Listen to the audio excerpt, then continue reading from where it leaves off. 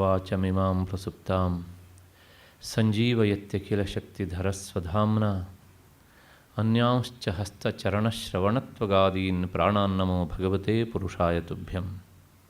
ಯಾವರ್ಣಪದವಾಕ್ಯಾರ್ಥಗದ್ಯಪದ್ಯಸ್ವರೂಪಿಣೀ ವಾಚಿ ನರ್ತಯತು ಕ್ಷಿಪ್ರಂ ಮೇಧಾನ್ ದೇವಿ ಸರಸ್ವತಿ. ಮೂಕಂ ಕರೋತಿ ವಾಚಾಲಂ ಪಂಗುಂ ಲಂಘಯತೆ ಗಿರಿಂ ಯತ್ಕೃಪಾತಮಹಂ ವಂದೇ ಪರಮಾನಂದಮಾಧವಂ. ನಾರಾಯಣಃ ಪರೋವ್ಯಕ್ತಾದಂಡಮವ್ಯಕ್ತಸಂಭವಂ ಅಂಡಸ್ಯಾಂತಸ್ತ್ವಿಮೇ ಲೋಕಾಃ ಸಪ್ತದ್ವೀಪಾ ಚ ಮೇದಿನಿ. ಶ್ರುತಿಸ್ಮೃತಿಪುರಾಣಾನಾಂ ಆಲಯಂ ಕರುಣಾಲಯಂ ನಮಾಮಿ ಭಗವತ್ಪಾದಂ ಶಂಕರಂ ಲೋಕಶಂಕರಂ. ನಮಸ್ತಸ್ಮೈ ಭಗವತೆ ಶಂಕರಾಚಾರ್ಯರೂಪಿಣೆ ಯೇನ ವೇದಾಂತ ವಿದ್ಯೇಯಂ ಉದ್ಧೃತಾ ವೇದಸಾಗರಾತ್. ನನ್ನ ಭಗವದ್ಗೀತಾ ಬಂಧುಗಳೇ ಮತ್ತು ಹಿರಿಯರೇ,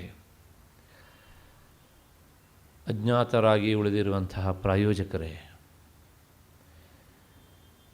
ನಿಮ್ಮೆಲ್ಲರ ಮನಸ್ಸನ್ನು ಬುದ್ಧಿಯನ್ನು ಪ್ರಚೋದಿಸ್ತಾ ಇರುವಂತಹ ಆ ಚೈತನ್ಯ ವಸ್ತುವಿಗೆ ನಮಸ್ಕರಿಸಿ, ನಾನು ಇಂದಿನ ನನ್ನ ಹೇಳಬೇಕಾದ ವಿಷಯವನ್ನು ಹೇಳುವುದಕ್ಕಿಂತ ಮುನ್ನ ನಾನು ಸಹ ರಾಮು ಅವರು ಮಾಡಿದ ಹಾಗೆ ಮೊದಲೇ ವಂದನಾರ್ಪಣೆಯನ್ನು ಮಾಡ್ತಾ ಇದ್ದೇನೆ.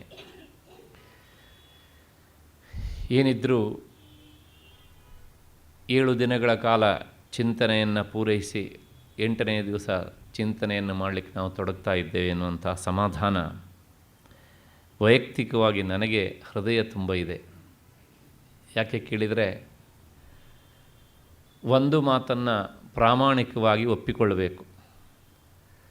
ಒಂದು ವಿಷಯಕ್ಕೆ ಸಂಬಂಧಿಸಿದ ಹಾಗೆ 1 ತಾಸು ಅಥವಾ 1.5 ತಾಸು ಉಪನ್ಯಾಸ ಮಾಡುವುದು ಅಂದರೆ ಆ 1.5 ಗಂಟೆಯನ್ನು ಬಿಟ್ಟು ಮಿಕ್ಕೆಲ್ಲ ಗಂಟೆ ನೀನು ಅದರ ಬಗ್ಗೆ ಯೋಚನೆ ಮಾಡು, ಅದರ ಬಗ್ಗೆ ಅಧ್ಯಯನ ಮಾಡು ಅಂತ ಅರ್ಥ ಅಂತ ನಾನು ಭಾವಿಸಿಕೊಂಡಿದ್ದೇನೆ. ಆ ಹಿನ್ನೆಲೆಯಲ್ಲಿ ಕಳೆದ 7 ದಿನಗಳಿಂದ ನನ್ನನ್ನು ಇನ್ನೊಮ್ಮೆ ಗೀತೆಯ ಈ 3ನೇ ಅಧ್ಯಾಯಕ್ಕೆ ಸಂಬಂಧಿಸಿದ ಅಧ್ಯಯನಕ್ಕೆ ತೊಡಗಿಸಿದಂತಹ ಅಜ್ಞಾತರಾಗಿರುವಂತಹ ಪ್ರಾಯೋಜಕರಿಗೆ ಮತ್ತು ಶ್ರೀಯುತ ರಾಮು ಅವರಿಗೆ, ಈ 7 ದಿನಗಳ ಕಾಲ ಕುಳಿತು ಕೇಳಿದಂಥ ನಿಮಗೆ ಎಲ್ಲರಿಗೂ ಸಹ ನಾನು ವೈಯಕ್ತಿಕವಾಗಿ ಕೃತಜ್ಞತೆಯನ್ನು ಸಲ್ಲಿಸ್ತಾ ಇದ್ದೇನೆ.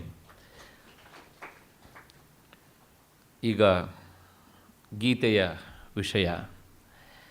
ನಿನ್ನೆ ದಿವಸ ಅರ್ಜುನ ಕೃಷ್ಣನ ಹತ್ರ ಕೇಳಿದ್ದ, ಅಥಕೇನ ಪ್ರಯುಕ್ತೋಯಂ ಪಾಪಂ ಚರತಿ ಪೂರುಷಃ ಅನಿಚ್ಛನ್ನಪಿ ವಾರ್ಷ್ಣೇಯ ಬಲಾದಿವ ನಿಯೋಜಿತ.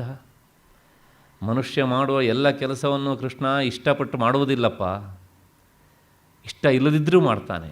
ಹಾಗಿದ್ರೆ ಇಷ್ಟ ಇಲ್ಲದೇ ಇರುವಂತಹ ಕೆಲಸದಲ್ಲಿ ಅವನನ್ನು ಬಲವಂತವಾಗಿ ತಳ್ಳುವಂತಹದ್ದು ಯಾವುದೋ ಒಂದು ಇದೆಯಲ್ಲ, ಆ ಯಾವುದೋ ಒಂದು ಅನ್ನೋದು ಯಾವುದು, ಅದನ್ನು ಹೇಳು ಅಂತ ಕೃಷ್ಣನ ಹತ್ರ ಅರ್ಜುನ ಕೇಳಿದ್ದ. ಅದಕ್ಕೆ ಕೃಷ್ಣ ಉತ್ತರವನ್ನು ಹೇಳಲಿಕ್ಕೆ ಮುಂದಾಗ್ತಾ ಇದ್ದಾನೆ. ಶ್ರೀ ಭಗವಾನುವಾಚ. ಅರ್ಜುನನ ಪ್ರಶ್ನೆಗೆ ಭಗವಂತ ಉತ್ತರವನ್ನು ಹೇಳಿದ. ಹಾಗೆ ಹೇಳುವಾಗ ಕೃಷ್ಣ ತನ್ನ ಮಾತಿಗಿಂತಲೂ ಮೊದಲು, ತನಗಿಂತಲೂ ಮೊದಲು ಬಂದವರು ಹೇಳಿದಂಥ ಒಂದು ಸ್ಮೃತಿ ವಾಕ್ಯವನ್ನು ಅಥವಾ ಅದಕ್ಕೂ ಮೊದಲು ಬಂದಂತಹ ಶ್ರುತಿ ವಾಕ್ಯವನ್ನು ನೆನಪಿಸಿಕೊಂಡು ಈ ಮುಂದಿನ ಶ್ಲೋಕವನ್ನು ಹೇಳ್ತಾನೆ ಅಂತ ವ್ಯಾಖ್ಯಾನಕಾರರು ಬಹಳ ಸುಂದರವಾದಂಥ ಅಭಿಪ್ರಾಯವನ್ನು ನಮಗೆ ಕಟ್ಟಿಕೊಡ್ತಾರೆ. ಏನು ಹಾಗಿದ್ರೆ ಅಂದರೆ, ಅಕಾಮಸ್ಯ ಕ್ರಿಯಾ ಕಾಚಿತ್ ದೃಶ್ಯತೆ ನೇಹಕರ್ಹಿಚಿತ್ ಯದ್ಯದ್ಧಿ ಕುರುತೆ ಜಂತು ತತ್ತತ್ ಕಾಮಸ್ಯ ಚೇಷ್ಟಿತಂ. ಅರ್ಜುನ, ಈ ಲೋಕದಲ್ಲಿ ಕಾಮನೆ ಅಂದರೆ ಬಯಕೆ ಅಥವಾ ಕಾಮ, ಇದು ಇಲ್ಲದೇ ಇದ್ದವನಿಗೆ ಯಾವ ಕ್ರಿಯೆಯೂ ಇರುವುದಿಲ್ಲ. ಈ ಮಾತನ್ನು ನಾವು ಸರಿಯಾಗಿ ನೆನಪಿಟ್ಕೊಳ್ಬೇಕು. ಅಕಾಮಸ್ಯ ಹಿ ಕ್ರಿಯಾ ಕಾಚಿತ್ ದೃಶ್ಯತೆ ನೇಹಕರ್ಹಿಚಿತ್. ಕಾಮನೆ ಇಲ್ಲ, ಬಯಕೆ ಇಲ್ಲ ಅಂತಾದರೆ ಮನುಷ್ಯನಿಗೆ ಮಾಡೋದಕ್ಕೆ ಕೆಲಸವೂ ಇಲ್ಲ. ನೋಡಿ, ಮಾಡೋದಕ್ಕೆ ನನಗೇನು ಕೆಲಸ ಇಲ್ಲ ಅಂತ ಅಂದ್ಕೊಳ್ಳಿ ನೀವು. ಅದಕ್ಕೆ ಯಾಕೆ ಅಂತ ಕಾರಣ ಹುಡ್ಕೊಂಡ್ರೆ ಸುಲಭವಾದ ಉತ್ತರ ಕಾಮನೆ ಇಲ್ಲ ಅಷ್ಟೇ. ಯದ್ಯದ್ಧಿ ಕುರುತೆ ಚಂತು ತತ್ತತ್ ಕಾಮಸ್ಯ ಚೇಷ್ಟೆತಂ. ಹಾಗಿದ್ದರೆ ಮನುಷ್ಯ ಯಾವ ಕೆಲಸವನ್ನು ಮಾಡ್ತಾನೋ ಅದು ಎಲ್ಲವೂ ಕಾಮದ ಚೇಷ್ಟೆ. ಕಾಮ ಅಂದರೆ ಕಾಮನೆಯ ಚೇಷ್ಟೆ. ಕಾಮನೆಯ ಚೇಷ್ಟೆ ಅಂದರೆ ಬಯಕೆಯ ಚೇಷ್ಟೆ. ಅಲ್ಲಿ ಏನು ಹೇಳಿದಂಗಾಯಿತು, ಮನುಷ್ಯ ನಿಷ್ಕ್ರಿಯನಾಗಿರುವುದಕ್ಕೆ ಹಿಂದೆ ನಿಷ್ಕಾಮನೆ ಉಂಟು, ಮನುಷ್ಯ ಪ್ರವೃತ್ತನಾಗುವುದಕ್ಕೆ ಕಾಮನೆ ಉಂಟು. ಎಷ್ಟು ಸೂತ್ರಪ್ರಾಯವಾಗಿ ಸ್ಮೃತಿ ಹೇಳಿದಂಥ ಮಾತನ್ನು ಕೃಷ್ಣ ತನ್ನ ಮಾತಿನಲ್ಲಿ ಉತ್ತರಿಸ್ತಾನೆ. ಏನು ಅಂದರೆ 37ನೇ ಶ್ಲೋಕ. ಕಾಮಯೇಷ ಕ್ರೋಧ ಏಷಃ ರಜೋಗುಣ ಸಮುದ್ಭವ ಮಹಾಶನೋ ಮಹಾಪಾಪ್ಮ ವಿದ್ಯೇನಂ ಇಹ ವೈರಿಣಂ. ಇದೇ ಕಾಮ, ಇದೇ ಕ್ರೋಧ, ಇದು ರಜೋಗುಣದಿಂದ ಹುಟ್ಟಿದ್ದು. ಈ ಕಾಮ ಎಷ್ಟನ್ನಾದರೂ ತಿನ್ನುತ್ತದೆ. ಆದ್ದರಿಂದಲೇ ಇದು ಮಹಾಪಾಪಿ. ಇದೇ ಇಲ್ಲಿ ಅಂದರೆ ಈ ಬದುಕಿನಲ್ಲಿ ಪರಮ ವೈರಿ. ಈ ಅರ್ಥವನ್ನು ನಾವು ಮತ್ತೆ ಮತ್ತೆ ಮೆಲುಕು ಹಾಕಬೇಕು. ಏನು ಅಂದರೆ ಇದೇ ಕಾಮ ಅಂದರೆ ಮನುಷ್ಯನ ಪ್ರತಿಯೊಂದು ಪ್ರವೃತ್ತಿಯ ಹಿಂದೆ ಇರುವುದು ಕಾಮ. ಆಯಿತು, ಅದರದಷ್ಟಕ್ಕೆ ನಿಲ್ಲೋದಿಲ್ಲ, ಅದೇ ಕ್ರೋಧ. ನೋಡೋಣ ಯಾವಾಗತ್ತೆ ಅಂತ.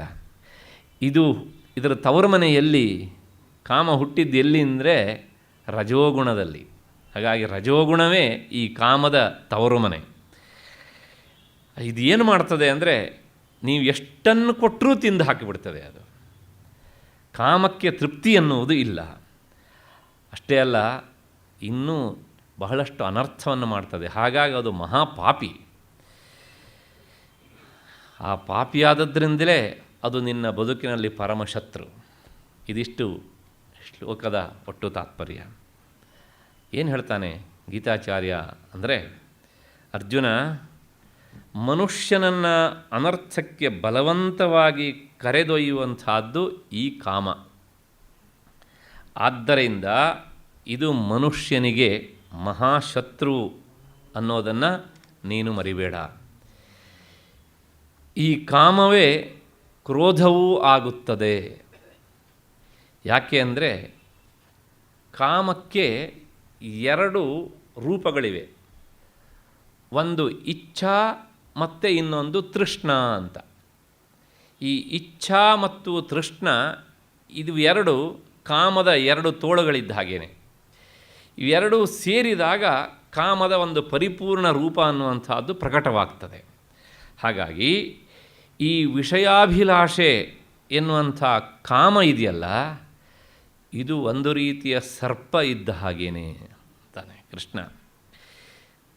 ಸರ್ಪ ಅಂದ ತಕ್ಷಣ ಗೊತ್ತಾಗುತ್ತೆ ನಿಮಗೆ, ವಿಷಸರ್ಪ ಅಂತಲೇ ಅರ್ಥ, ಮತ್ತು ಹೊಸದಾಗಿ ಹೇಳುವ ಅವಶ್ಯಕತೆ ಇಲ್ಲ. ಈ ವಿಷಸರ್ಪಕ್ಕೆ ಕ್ರೋಧವೇ ಹೆಡೆ. ಅಂದರೆ ಈ ಹೆಡೆ ಯಾವಾಗಲೂ ಸಹ ಹಾವನ್ನು ಬಿಟ್ಟಿರುವುದಿಲ್ಲ. ಅದು ಆಗಾಗ ಪ್ರಕಟ ಆಗ್ತಾ ಇರ್ತದೆ. ತಾನು ಬಯಸಿದ್ದು ಸಿಕ್ಕಾಗ ಅದನ್ನು ತಿಂದುಕೊಂಡು ಈ ಕಾಮ ಎನ್ನುವಂಥ ವಿಷಸರ್ಪ ಕೆಲವು ಹೊತ್ತು ತೆಪ್ಪಗೆ ಬಿದ್ದಿರ್ತದೆ. ಆದರೆ ತಾನು ಬಯಸಿದ್ದು ಸಿಗದೇ ಇದ್ದಾಗ ಅಥವಾ ತನ್ನ ಇಚ್ಛೆಗೆ ವಿರುದ್ಧವಾದಾಗ ಅದು ಕ್ರೋಧ ಎನ್ನುವಂಥ ಹೆಡೆಯನ್ನು ಬಿಚ್ಚಿ ನಿಲ್ತದೆ. ಅಲ್ಲಿಗೆ ನಾವು ಒಂದು ತೀರ್ಮಾನಕ್ಕೆ ಬಂದಾಯಿತು. ಏನು ಅಂದರೆ ಕ್ರೋಧ ಎನ್ನುವಂಥದ್ದು ಮೂಲತಃ ಕಾಮವನ್ನು ಬಿಟ್ಟು ಇಲ್ಲವೇ ಇಲ್ಲ. ಎಲ್ಲೆಲ್ಲಿ ಮನುಷ್ಯನಿಗೆ ಸಿಟ್ಟು ಬರ್ತದೆಯೋ, ಕ್ರೋಧ ಬರ್ತದೆಯೋ, ಅದರ ಹಿಂದೆ ಅವನಿಗೆ ಗೊತ್ತಿದ್ದೋ ಗೊತ್ತಿಲ್ಲದೇನೋ ಕಾಮ ಎನ್ನುವಂಥದ್ದು ಸುಪ್ತವಾಗಿ ಇದ್ದೇ ಇರ್ತದೆ. ಇದೆಲ್ಲ ಗೀತೆ ನಮಗೆ ಹೇಳುವಂಥ ಕಠೋರ ಸತ್ಯವಾದಂಥ ಮಾತು. ಅವನ ಇಚ್ಛೆಗೆ ವಿರುದ್ಧ ಆಯಿತು ಅಂತಾದರೆ ತಕ್ಷಣ ಅದು ಹೆಡೆಯನ್ನು ಬಿಚ್ಚತ್ತೆ. ಆ ಹೆಡೆ ಯಾವುದು ಅಂದರೆ ಕ್ರೋಧ ಎನ್ನುವಂಥದ್ದು. ಹೀಗೆ ಇದನ್ನು ತಿಳಿಸೋದಕ್ಕೋಸ್ಕರಲೇ ಗೀತಾಚಾರ್ಯ ಏನು ಮಾಡಿದ್ದಾನೆ ಅಂದರೆ ಸ್ಪಷ್ಟಪಡಿಸೋದಕ್ಕೋಸ್ಕರ ಹೇಳ್ತಾನೆ, ಕಾಮ ಏಷಃ ಕ್ರೋಧ ಅಂತ. ಅಲ್ಲಿ ಶ್ಲೋಕ ಹೇಗುಂಟು ನೋಡಿ, ಕಾಮ ಏಷಃ ಕ್ರೋಧ ಏಷ ಅಂತ ನಾವು ನಿಲ್ಲಿಸ್ಕೊಳ್ತೇವೆ.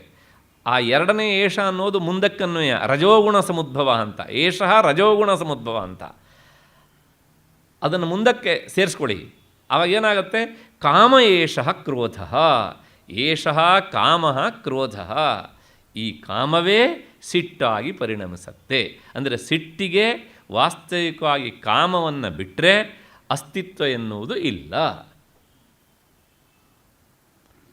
ಹೀಗೂ ಹೇಳಬಹುದು, ಕಾಮದ ಪ್ರಕಟವಾದ ರೂಪವೇ ಕ್ರೋಧ, ಕ್ರೋಧದ ಹಿಂದೆ ಇರುವಂಥ ಸುಪ್ತವಾದ ರೂಪವೇ ಕಾಮ.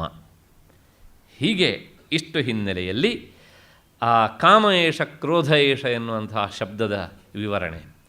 ಮತ್ತು ಮುಂದೆ ಅಲ್ಲೊಂದು ಶಬ್ದ ಉಂಟು, ರಜೋಗುಣ ಸಮುದ್ಭವ ಅಂತ.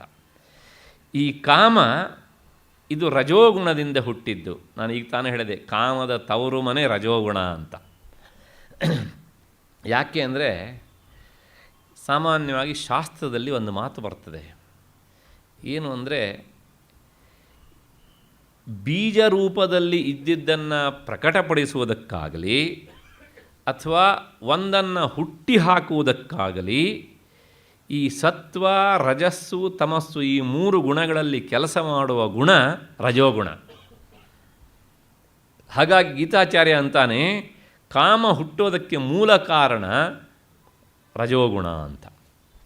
ನಮಗೆ ಇಲ್ಲೊಂದು ಸಂಶಯ ಬರ್ತದೆ. ಏನು ಸಂಶಯ? ರಜೋಗುಣ ಸಮುದ್ಭವ ಅಂತ ಹೇಳ್ತಾನೆ. ಆ ರಜೋಗುಣಕ್ಕಿಂತಲೂ ಕೆಳಗಿನದು ಇನ್ನೊಂದು ಗುಣ ಉಂಟು, ತಮೋಗುಣ. ಅದನ್ನು ಹೇಳ್ಬೋದಿತ್ತು ಗೀತಾಚಾರ್ಯ. ಏನು? ತಮೋಗುಣ ಸಮುದ್ಭವ ಅಂತ ಹೇಳ್ಬೋದಿತ್ತು, ಆದರೆ ಹೇಳೋದಿಲ್ಲ. ಯಾಕೆ ಕೇಳಿದರೆ, ತಮೋಗುಣಕ್ಕೆ ಒಂದನ್ನು ಹುಟ್ಟಿ ಹಾಕುವಂತಹ ಅಥವಾ ಪ್ರಕಟಪಡಿಸುವಂತಹ ಶಕ್ತಿ ಇಲ್ಲ. ಅದು ಪ್ರಕಟ ಆಗ್ತಾ ಇದ್ದದ್ದನ್ನು ಮಲಗಿಸಿಬಿಡುತ್ತೆ. ತುಂಬ ತಮೋಗುಣ ಹೆಚ್ಚಾದವನು ಯಾವಳು ನಿದ್ದೆ ಮಾಡ್ತಾನೆ ಅಷ್ಟೇ ಹೊರತು ಸಹ ಅವನು ಓಡಾಟ ಮಾಡೋದಿಲ್ಲ. ಅವನು ಪರಮ ಸೋಮಾರಿಯಾಗಿ ಕುಳಿತಿರ್ತಾನೆ. ಎಲ್ಲಿ ರಜೋಗುಣ ಹೆಚ್ಚು ಕೆಲಸ ಮಾಡುತ್ತೋ ಅವನು ಹೆಚ್ಚು ಓಡಾಡ್ತಾನೆ, ಹೆಚ್ಚು ಹಾರಾಟ ಮಾಡ್ತಾನೆ, ಇನ್ನೊಬ್ಬರನ್ನು ತುಳಿಬೇಕು ಅಂತ ಇವನು ಕುಣಿತಾ ಇರ್ತಾನೆ. ಹಾಗಾಗಿ ಕಾಮ ಎನ್ನುವಂಥದ್ದು ಆ ಹಿನ್ನೆಲೆಯಲ್ಲಿಯೇ ತಮೋಗುಣ ಸಮುದ್ಭವ ಅಲ್ಲ, ಅದು ರಜೋಗುಣದಿಂದ ಹುಟ್ಟಿದ್ದು. ರಜೋಗುಣ ಸಮುದ್ಭವ. ನೀವು ಈ ಸೃಷ್ಟಿ ಪ್ರಕ್ರಿಯೆ ಹಿಂದೆ ನೋಡ್ತಾ ಹೋದಾಗ ಅಲ್ಲಿ ಆ ರಜೋಗುಣದ ಆಧಿಕ್ಯದಿಂದಲೇ ಸೃಷ್ಟಿ ಪ್ರಾರಂಭ ಆಗುತ್ತೆ ಅಂತ ನಮ್ಮೆಲ್ಲ ಶಾಸ್ತ್ರಗಳು ಹೇಳ್ತವೆ, ಮತ್ತು ಪುರಾಣಗಳು ಸಹ ಆ ಮಾತನ್ನು ಹೇಳ್ತವೆ. ಹಾಗಾಗಿ ಆ ಹಿನ್ನೆಲೆಯಲ್ಲಿ ಈ ಮಾತನ್ನು ಗೀತಾಚಾರ್ಯಲ್ಲಿ ಹೇಳಿದ್ದಾನೆ. ಅಷ್ಟಾದ ಮೇಲೆ ಈ ಶ್ಲೋಕದಲ್ಲಿ ಬಂದಂಥ ಮುಂದಿನ ಶಬ್ದ ಮಹಾಶನಃ ಮತ್ತು ಮಹಾಪಾಪ್ಮ ಅಂತ. ಮಹಾಶನಃ ಅಂದರೆ ಏನು ಅಂದರೆ, ಅಶನ ಅಂದರೆ ಅನ್ನ ಅಂತ ಅರ್ಥ, ತಿನ್ನುವುದು ಅಂತ ಅರ್ಥ. ಈ ಕಾಮ ಅನ್ನೋದು ಎಷ್ಟು ತಿನ್ನುತ್ತದೆ ಅಂದರೆ ಅದು ಸ್ವಲ್ಪಾಶನಃ ಅಲ್ಲ, ಅಥವಾ ಕಿಂಚಿದಶನವೂ ಅಲ್ಲ, ಅದು ಮಹಾಶನಃ. ನೀವು ಎಷ್ಟನ್ನೇ ಕೊಟ್ಟರೂ ಸಹ ಅದು ತಿಂದು ತೇಗ್ತಾ ಇರ್ತದೆ ಅಷ್ಟೇ ಹೊರತೂ ಸಹ ಅದಕ್ಕೆ ಸಾಕು, ಅಲಂ ಎನ್ನುವಂಥ ಭಾವನೆ ಬರುವುದಿಲ್ಲ. ನೋಡಿ, ಆ ಹಿನ್ನೆಲೆಯಲ್ಲೇ ನಮ್ಮಲ್ಲೊಂದು ಮಾತು ಹೇಳ್ತಾರೆ. ಏನು ಅಂದರೆ, ಕಾಮವನ್ನು ತೃಪ್ತಿಪಡಿಸಿ ಮನುಷ್ಯ ಅದರನ್ನು ಬಿಡ್ತಾನೆ ಅನ್ನೋದು ಸುಳ್ಳು. ಹಾಗಾಗಿ ಆಚಾರ್ಯ ಶಂಕರರು ಅದಕ್ಕೆ ವಿವರಣೆ ಕೊಡ್ತಾರೆ. ಮಹತ್ ಅಶನಂ ಯಸ್ಯ ಸಹ, ಯಾವುದರ ಆಹಾರ ಅತ್ಯಂತ ದೊಡ್ಡದು ಅದಕ್ಕೆ ಮಹಾಶನ ಅಂತ ಹೆಸರು. ಅಂದರೆ ಈ ಕಾಮದ ಹೊಟ್ಟೆಯನ್ನು ತುಂಬಿಸುವುದು ಅಷ್ಟು ಸುಲಭವಲ್ಲ. ಅದು ಕೇಳಿದ್ದನ್ನೆಲ್ಲ ಕೊಡ್ತಾ ಇದ್ದರೆ ಅದು ಮತ್ತೆ ಮತ್ತೆ ಕೈ ಚಾಚ್ತಾ ಇರುತ್ತೆ, ಮತ್ತೆ ಮತ್ತೆ ನಾಲಿಗೆಯನ್ನು ಅದು ಈಚೆ ಹೊರಕ್ಕೆ ಹಾಕಿ ಕೇಳ್ತಾ ಇರುತ್ತೆ. ಆದ್ದರಿಂದ ಈ ಕಾಮ ನಿಜವಾದ ಅರ್ಥದಲ್ಲಿ ಹೇಳಬೇಕು ಅಂದರೆ ಇದು ಹೊಟ್ಟೆ ಬಾಕ, ಅದರ ಹೊಟ್ಟೆ ತುಂಬುವುದಿಲ್ಲ. ಈ ಹಿನ್ನೆಲೆಯಲ್ಲೇ ಮಹಾಭಾರತದ ಒಂದು ಮಾತು ಏನು ಅಂದರೆ, ನಜಾತು ಕಾಮಃ ಕಾಮಾನಾಂ ಉಪಭೋಗೇನ ಶಾಮ್ಯತಿ ಹವಿಷಾ ಕೃಷ್ಣವರ್ತ್ನೇವ ಭೂಯ ಏವಾಭಿವರ್ಧತೆ. ನೋಡಿ, ಕಾಮ ಎನ್ನುವಂಥದ್ದು ಅದು ಕೇಳಿದ್ದೆಲ್ಲವನ್ನೂ ಕೊಟ್ಟರೆ ಅದು ತೃಪ್ತವಾದೀತು ಅಂತ ಭಾವಿಸಿ ನಾವೇನಾದ್ರು ಹಾಗೆ ಮಾಡಲಿಕ್ಕೆ ಹೋದರೆ ನಾವು ಮೂರ್ಖರು.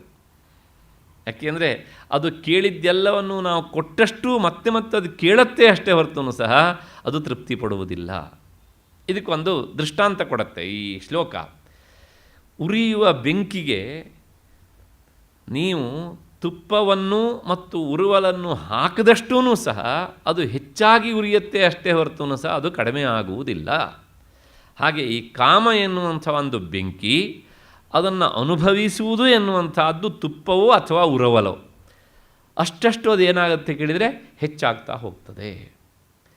ಬೆಂಕಿ ಆರಿಸಬೇಕು ಅನ್ನುವವನು ಅದಕ್ಕೆ ತುಪ್ಪವನ್ನಾಗಲಿ ಉರುವಲನ್ನಾಗಲಿ ಹಾಕಬಾರದು. ಹಾಗೆ ಕಾಮವನ್ನು ನಿಗ್ರಹಿಸಬೇಕು ಅಂತ ಅಂದುಕೊಂಡವನು ಸಾಧ್ಯವಾದಷ್ಟು ಅದು ಕೇಳಿದ್ದನ್ನು ಕೊಡುವುದನ್ನು ಕಡಿಮೆ ಮಾಡಬೇಕು. ಮತ್ತು ಹವಿಷಾ ಕೃಷ್ಣವರ್ತನೆ ಭೂಯೇವಾಭಿವರ್ಧತೆ. ಮತ್ತು ಈ ಸ್ಮೃತಿ ವಾಕ್ಯ ಇನ್ನೂ ಮುಂದುವರೆದು ಇನ್ನೊಂದು ಮಾತು ಹೇಳುತ್ತೆ, ಕಾಮವನ್ನು ತೃಪ್ತಿಪಡಿಸ್ತೀರಾ ನೀವು ಅಂತ ಕೇಳುತ್ತೆ. ನಾನು ತೃಪ್ತಿಪಡಿಸ್ತೇನೆ ಅಂತ ಅವನಾದರೂ ಒಬ್ಬ ಎದೆ ತಟ್ಟಿದರೆ ಅವನಿಗೆ ಒಂದು ಸವಾಲು ಹಾಕತ್ತೆ ಈ ಸ್ಮೃತಿ ಮಾತು. ಏನು ಅಂದರೆ, ಯಃ ಪೃಥಿವ್ಯಾಂ ವ್ರೀಹಿ ಯವಂ ಹಿರಣ್ಯಂ ಪಶವ ಸ್ತ್ರಿಯ ನಾಲಮೇಕಸ್ಯ ತತ್ಸರ್ವಂ ಇತಿ ಮತ್ವಾ ಶಮಂ ವ್ರಜೇತ್. ಭೂಮಿಯಲ್ಲಿರುವಂತಹ ಎಲ್ಲ ಧಾನ್ಯ ರಾಶಿಯನ್ನೂ ಬೇಕಿದ್ರೆ ಒಬ್ಬ ವ್ಯಕ್ತಿ ಎದುರಿನಲ್ಲಿ ಸುರಿರಿ, ನೀವು ತೃಪ್ತನಾಗುವುದಿಲ್ಲ ಅವನು. ಮತ್ತು ಹಿರಣ್ಯಂ ಬಂಗಾರದ ಗಟ್ಟಿಯನ್ನೇ ಬೇಕಿದ್ರೆ ಅವನ ಮುಂದೆ ಚೆಲ್ರಿ ನೀವು. ಅವನು ಲೆಕ್ಕ ಹಾಕಿ ಹೇಳ್ತಾನೆ, ಅಯ್ಯೋ 1,000 ಆಗೋದಕ್ಕೆ 5 ಕಡಿಮೆ ಇದೆಯಲ್ಲ, 5 ಇದ್ದಿದ್ದು ಏನು ಚೆನ್ನಾಗಿರ್ತಿತ್ತು ಅಂತ. ಅಂದರೆ ಮನುಷ್ಯರ ಸ್ವಭಾವ ಹೇಗೆ ಅಂದರೆ, ಅವನು ಸಿಕ್ಕಿದ್ದರಲ್ಲಿ ತೃಪ್ತಿ ಪಡುವುದಿಲ್ಲ, ಆ ಸಿಕ್ಕಿದ್ದರನ್ನು ಬಿಟ್ಟು ಸಿಗದೇ ಇದ್ದದ್ರ ಬಗ್ಗೆ ವಿಚಾರ ಮಾಡ್ತಾನೆ. ಹಾಗಾಗಿ ಹಿರಣ್ಯಂ ಮತ್ತು ಪಶವಃ, ಎಷ್ಟಾದರೂ ಗೋಸಂಪತ್ತನ್ನು ಕೊಡ್ರಿ ನೀವು, ಅಷ್ಟಾದರೂ ಸಹ ನಾಲಮೇಕಸ್ಯ ತತ್ಸರ್ವಂ, ಒಬ್ಬ ವ್ಯಕ್ತಿಯನ್ನು ತೃಪ್ತಿಪಡಿಸೋದಕ್ಕೆ ಪ್ರಪಂಚದಲ್ಲಿರುವ ಸಕಲ ಸಂಪತ್ತನ್ನು ಅವನು ಎದುರಿನಲ್ಲಿ ನೀವು ಸುರಿದ್ರೂ ಸಹ ಅವನು ತೃಪ್ತನಾಗುವುದಿಲ್ಲ. ಯಾಕೆಂದರೆ ಅವನಿಗಿಂತಲೂ ಅವನ ಕಾಮನೆ ಇನ್ನೂ ದೊಡ್ಡದಾಗಿ ಇರ್ತದೆ. ಇತಿಮತ್ವ ಶಮಂ ವ್ರಜೇತ್. ಇದನ್ನು ಅರ್ಥ ಮಾಡಿಕೊಂಡು ಜ್ಞಾನಿಯಾದವನು ಉಪಶಮನವನ್ನು ತಾಳಬೇಕು. ಅಂದರೆ ಆ ಕಾಮವನ್ನು ತೀರಿಸಿಕೊಳ್ಳುವುದಕ್ಕೆ ಅಂತ ಅದರ ಹಿಂದೆ ಬೀಳಲಿಕ್ಕೆ ಹೋಗಬಾರದು. ಈ ಮಾತು ಗೀತೆಯು ಹೇಳುತ್ತೆ, ಭಾಗವತದಲ್ಲಿ ಕಪಿಲವಾಸುದೇವನು ತನ್ನ ತಾಯಿಯ ಅಂಥ ದೇವಹೂತಿಗೆ ಹೇಳ್ತಾನೆ. ಈ ಹಿನ್ನೆಲೆಯಲ್ಲಿಯೇ ಜಾಗ್ರತ್ ಪಂಚಕದಲ್ಲಿ ಒಂದು ಮಾತು ಬರುತ್ತೆ. ಹಾಗಾಗಿ ಈ ಕಾಮವನ್ನು ನೀನು ತೀರಿಸಲಿಕ್ಕೆ ಅಂತ ಎಷ್ಟೆಷ್ಟು ಮುಂದಾಗ್ತೀಯೋ ಅಷ್ಟು ನೀನು ನಿನ್ನ ಅಂತರಂಗದ ಸಂಪತ್ತನ್ನು ಕಳ್ಕೊಳ್ತೀಯೇ ಅಂತ. ಯಾಕೆಂದರೆ ಈ ಮನುಷ್ಯನ ದೇಹದ ಒಳಗೆ 3 ಜನ ಕಳ್ಳರು ವಾಸ ಮಾಡಿದ್ದಾರಂತೆ. ಯಾರ್ಯಾರು ಅಂದರೆ ಕಾಮಃ ಕ್ರೋಧಶ್ಚ ಲೋಭಶ್ಚ ದೇಹೇ ತಿಷ್ಠಂತಿ ತಸ್ಕರಾಹ. ತಸ್ಕರರು ಅಂದರೆ ಕಳ್ಳರು ಅಂತ 3 ಕಳ್ಳರಿದ್ದಾರೆ. ಕಳ್ಳರು ಏನು ಮಾಡ್ತಾರೆ ಅಂತ ಮತ್ತೆ ಯಾರೂ ಕೇಳೋದಿಲ್ಲ. ಯಾಕೆಂದರೆ ಕಳ್ಳರ ಕೆಲಸವೇ ಕಳ್ಳತನ ಮಾಡೋದು ಅಂತ. ಹಾಗಿದ್ದರೆ ಈ 3 ಜನ ಇಲ್ಲಿ ಕುಳಿತು ಏನು ಕದೀತಾರೆ? ಏನಿದೆ ಒಳಗಡೆಗೆ? ಬರೀ ರಕ್ತ, ಮಾಂಸ, ಮಜ್ಜೆ, ಮೂಳೆ ಒಂದಿಷ್ಟಿವೆ. ಇದನ್ನೇನು ಕದೀತಾರೆ ಅವರು ಅಂದರೆ? ಅದೆಲ್ಲ ಕದಿಯೋದು. ಇಲ್ಲೊಂದು ಸಂಪತ್ತುಂಟು, ಅದೊಂದು ಸಂಪತ್ತು ಅಂತ ನಮಗೆ ಗೊತ್ತಿಲ್ಲ, ಅದನ್ನು ಅವರು ಕದೀತಾರೆ. ಹಾಗಿದ್ರೆ ಯಾವ ಸಂಪತ್ತು ಕದೀತಾರೆ ಅಂದರೆ, ಜ್ಞಾನ ರತ್ನಾಪಹಾರಾಯ ತಸ್ಮಾತ್ ಜಾಗ್ರತ ಜಾಗ್ರತ. ಈ ಜ್ಞಾನ ಎನ್ನುವಂಥ ರತ್ನವನ್ನು ಅವರು ಅಪಹರಿಸ್ತಾರೆ. ಈ 3 ಜನ ಮಾಡೋ ಕೆಲಸ ಅದೇನೆ. ಹಾಗಾಗಿ ನೀನು ಹೆಚ್ಚೆಚ್ಚು ಎಚ್ಚರದಿಂದ ಇರಬೇಕು. ತಸ್ಮಾತ್ ಜಾಗ್ರತ. 1 ಸಲ ಹೇಳೋದಿಲ್ಲ, ಜಾಗ್ರತ ಜಾಗ್ರತ 2 ಸಲ. ಈ ಹಿನ್ನೆಲೆಯಲ್ಲಿ ಇಂತಹ ಕಾಮವನ್ನು ಸಾಮ, ದಾನ ಮೊದಲಾದಂಥ ಯಾವ ಉಪಾಯಗಳಿಂದಲೂ ಸಹ ನಾವು ಸುಲಭವಾಗಿ ಗೆಲ್ಲಲಿಕ್ಕೆ ಆಗೋದಿಲ್ಲ ಎನ್ನುವಂಥ ಹಿನ್ನೆಲೆಯಲ್ಲಿ ಮತ್ತೆ ಗೀತಾಚಾರ್ಯ ಹೇಳ್ತಾನೆ, ಇದು ನಿಜವಾಗಿ ನಿನ್ನ ಶತ್ರು, ಮಹಾಪಾಪ್ಮ. ಹಾಗಾಗಿ ಈ ಶತ್ರುವಿನ ಬಗ್ಗೆ ಯಾವಾಗಲೂ ನೀನು ಒಂದು ಕಣ್ಣನ್ನು ಇರಿಸಿ ಇರಬೇಕು. ನಿನ್ನ ನಿಜವಾದ ಶತ್ರು ಹೊರಗಡೆ ಇಲ್ಲ, ನಿನ್ನೊಳಗೆ ಇದ್ದಾನೆ. ನಿನ್ನೊಳಗೆ ಇದ್ದು ನಿನ್ನನ್ನು ಈ ಕಾಮ ವಂಚಿಸ್ತದೆ. ಅದು ಹೇಗೆ ವಂಚಿಸ್ತದೆ ಅನ್ನೋದನ್ನು ಮುಂದಿನ ಶ್ಲೋಕ ಹೇಳುತ್ತದೆ. ಏನು ಅಂದರೆ 38ನೇ ಶ್ಲೋಕ. ಧೂಮೇನಾವೃಯತೆ ವಹ್ನಿಃ ಯಥಾದರ್ಶೋ ಮಲೇನ ಚ ಯಥೋಲ್ವೇನಾವೃತೋ ಗರ್ಭಃ ತಥಾ ತೇನೇದಮಾವೃತಂ. ಅರ್ಜುನ, ಹೊಗೆಯಿಂದ ಬೆಂಕಿ ಮುಚ್ಚಿಕೊಂಡಂತೆ,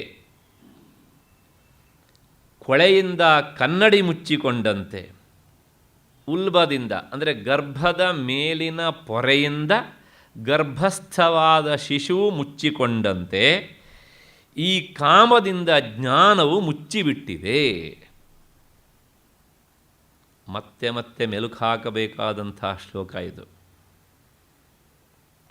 ಕಾಮ ಜ್ಞಾನ ಯಾವುದರಿಂದ ಮುಚ್ಚಲ್ಪಟ್ಟಿದೆ ಅಂದರೆ ಈ ಕಾಮದಿಂದ ಮುಚ್ಚಲ್ಪಟ್ಟಿದೆ. ಅದಕ್ಕೆ 3 ದೃಷ್ಟಾಂತವನ್ನು ಕೊಡ್ತಾನೆ ಗೀತಾಚಾರ್ಯ. ಮತ್ತು ಹೀಗೆ ಹೇಳ್ತಾ ಗೀತಾಚಾರ್ಯ ಏನೋ ಹೇಳಿಬಿಟ್ಬಿಟ್ಟ. ನಮಗೆ ಈಗ ಒಂದು ಸಂಶಯ ಬರ್ತದೆ, ಅಲ್ಲ ಹೊಗೆ ಬೆಂಕಿಯನ್ನು ಮುಚ್ಚಿದಂತೆ ಕಾಮ ಜ್ಞಾನವನ್ನು ಮುಚ್ಚಿದೆ ಅಂತ ಹೇಳಿದರೆ ಸಾಕಿತ್ತಲ್ವ? ಯಾಕೆ ಈ 3 ದೃಷ್ಟಾಂತ ಬೇಕಿತ್ತು?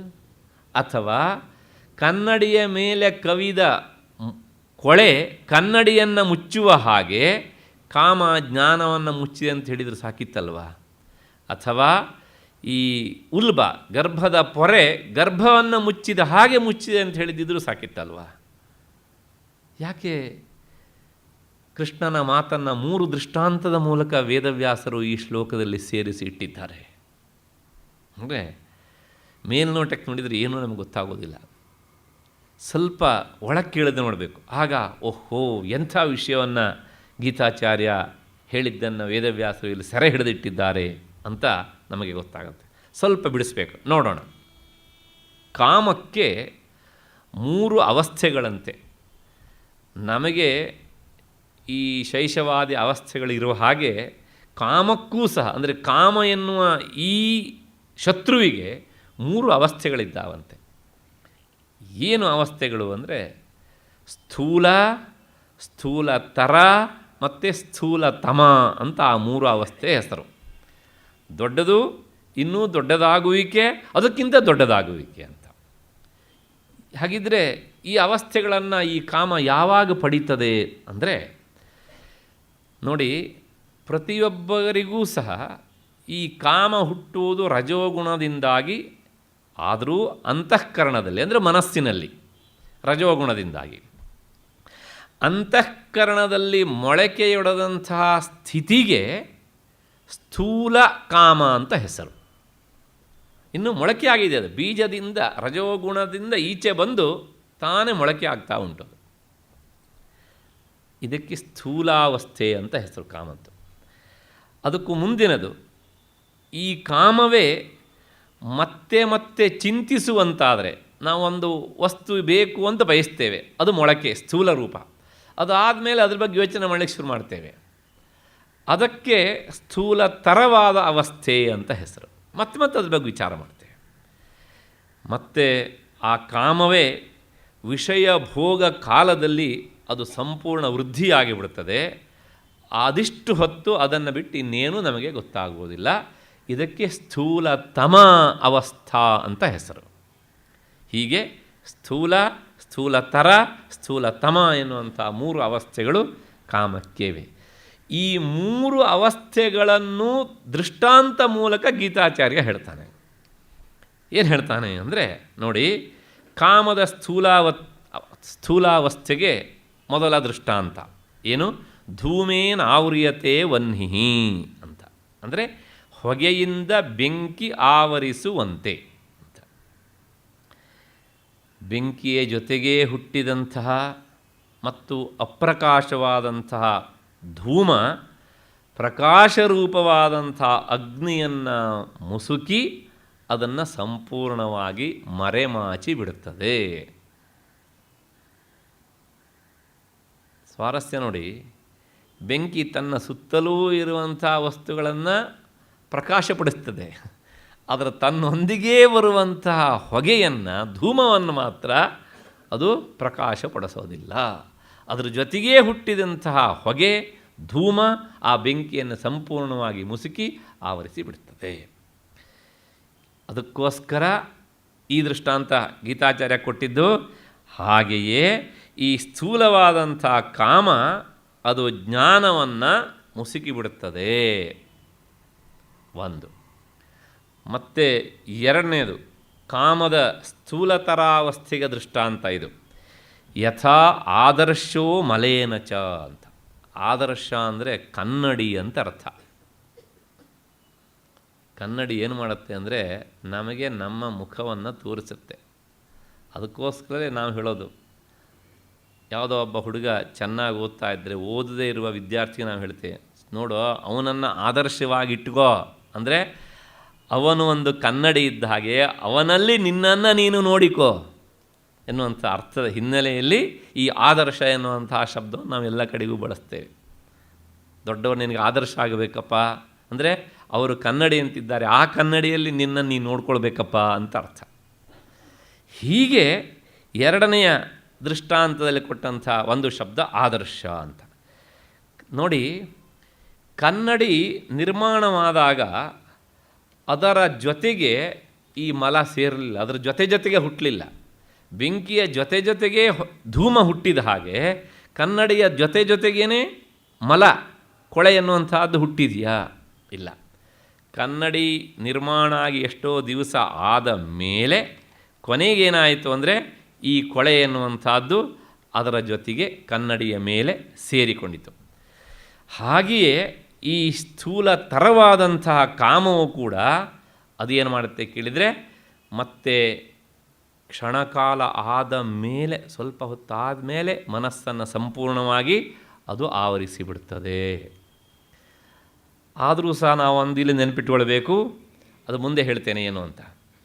ಇನ್ನು ಮೂರನೆಯದು, ಇನ್ನು ಕಾಮದ ಸ್ಥೂಲತಮವಾದಂಥ ಅವಸ್ಥೆ ಯಥಾ ಉಲ್ಬೇನ ಆವೃತೋ ಗರ್ಭ ಅಂತ. ಉಲ್ಬ ಅಂದರೆ ನಾನು ಹೇಳಿದೆ ಗರ್ಭದ ಮೇಲಿನ ಪೊರೆ. ಸಂಸ್ಕೃತದಲ್ಲಿ ಅದಕ್ಕೆ ಇನ್ನೊಂದು ಶಬ್ದ ಉಂಟು, ಜರಾಯು ಅಂತ. ಅಂದರೆ ತಾಯಿಯ ಗರ್ಭದಲ್ಲಿರುವಂಥ ಶಿಶುವನ್ನು ಎಲ್ಲ ಕಡೆಯಿಂದಲೂ ಈ ಉಲ್ಬ ಅಂದರೆ ಈ ಚರ್ಮದ ಚೀಲ ಆವರಿಸಿಕೊಂಡಿರುವ ಹಾಗೆ ಈ ಸ್ಥೂಲತಮವಾದಂಥ ಕಾಮ ಜ್ಞಾನವನ್ನು ಎಲ್ಲ ಕಡೆಯಿಂದಲೂ ಸಹ ಮುಚ್ಚಿಬಿಡುತ್ತದೆ. ಅಂದರೆ ಈ ಸ್ಥಿತಿಯಲ್ಲಿ ಇವನೊಳಗಿರುವ ಜ್ಞಾನ ಹೇಗಿರುತ್ತದೆ ಅಂದರೆ ರಾಹುಗ್ರಸ್ತ ಸೂರ್ಯನಂತೆ ಇರ್ತದೆ, ಸುತರಾಂ ಗೋಚರಿಸುವುದಿಲ್ಲ.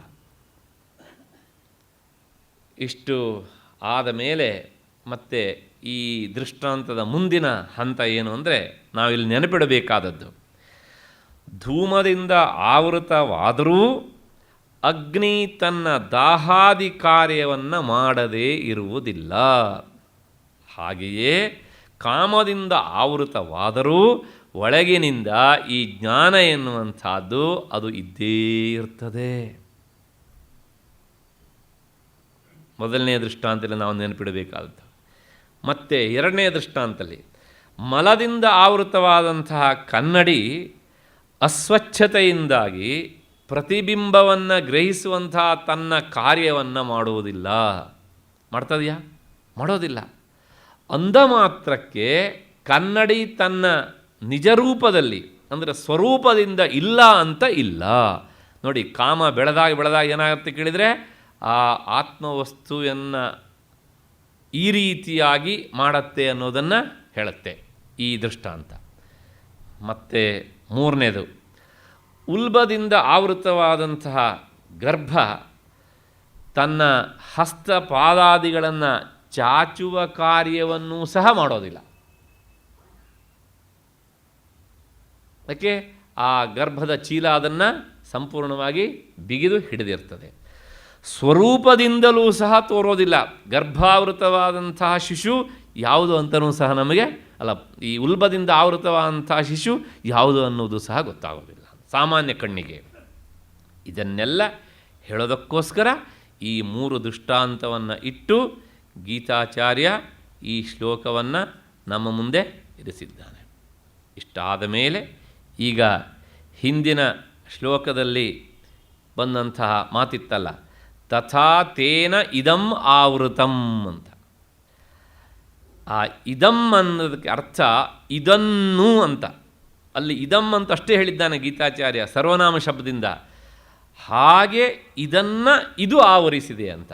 ಆ ಇದನ್ನು ಅಂದರೆ ಯಾವುದನ್ನ ಅಂತ ಒಂದು ಪ್ರಶ್ನೆ ಒಳಗೆ ಬಿಡ್ತದಲ್ಲ, ಅದಕ್ಕೆ ಉತ್ತರ ಹೇಳೋದಕ್ಕೋಸ್ಕರ ಆ ಸಂಗ್ರಹ ವಚನವನ್ನು ವಿವರಿಸೋದಕ್ಕೋಸ್ಕರ ಮುಂದಿನ ಶ್ಲೋಕ ಹೊರಟಿದೆ. 39ನೇ ಶ್ಲೋಕ. ಆವೃತಂ ಜ್ಞಾನಮೇತೇನ ಜ್ಞಾನಿನೋ ನಿತ್ಯವೈರಿಣ ಕಾಮರೂಪೇಣ ಕೌಂತೇಯ ದುಷ್ಪೂರೇಣ ಅನಲೇನ ಚ. ಹೇ ಕೌಂತೇಯ, ಈ ಕಾಮವೇ ಜ್ಞಾನವನ್ನು ಆವರಿಸಿಕೊಂಡಿರುವುದು. ನಾನು ಸುಲಭವಾಗಿ ಅರ್ಥ ಆಗಲಿ ಅಂಥೇಳಿ ಈ ಹಿಂದಿನ 38ನೇ ಶ್ಲೋಕದಲ್ಲಿಯೇ ಆ ಇದಂ ಅನ್ನುವಂತಹ ಶಬ್ದಕ್ಕೆ ಜ್ಞಾನ ಅನ್ನೋದನ್ನು ಮೊದಲೇ ಹೇಳಿಬಿಟ್ಟಿದ್ದೇನೆ. ವಾಸ್ತವಿಕ ಆ ಶ್ಲೋಕದಲ್ಲಿ ನೇರ ಜ್ಞಾನವಂತ ಹೇಳಬಾರದು, ಆದರೆ ಹೇಳದೇ ಇದ್ದರೆ ಶ್ಲೋಕದ ಸ್ಪಷ್ಟವಾದಂಥ ಅರ್ಥ ಆಗುವುದಿಲ್ಲ. ಹಾಗಾಗಿ ಈ ಕಾಮದಿಂದ ಆವರಿಸಲ್ಪಟ್ಟಿದ್ದು ಅದು ಇನ್ಯಾವುದೂ ಅಲ್ಲ, ಜ್ಞಾನ. ಈ ಕಾಮವು ಜ್ಞಾನಿಗೆ ನಿತ್ಯವೈರಿ, ಅಜ್ಞಾನಿಗೆ ನಿತ್ಯವೈರಿ ಅಲ್ಲ ಅಂತಾನೆ ಗೀತಾಚಾರ್ಯ. ಜ್ಞಾನಿನೋ ನಿತ್ಯವೈರಿಣ ಅಂತ.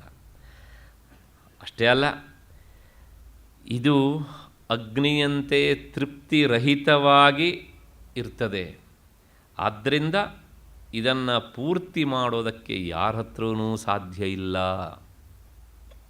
ಇದಿಷ್ಟು ಶ್ಲೋಕದ ತಾತ್ಪರ್ಯ.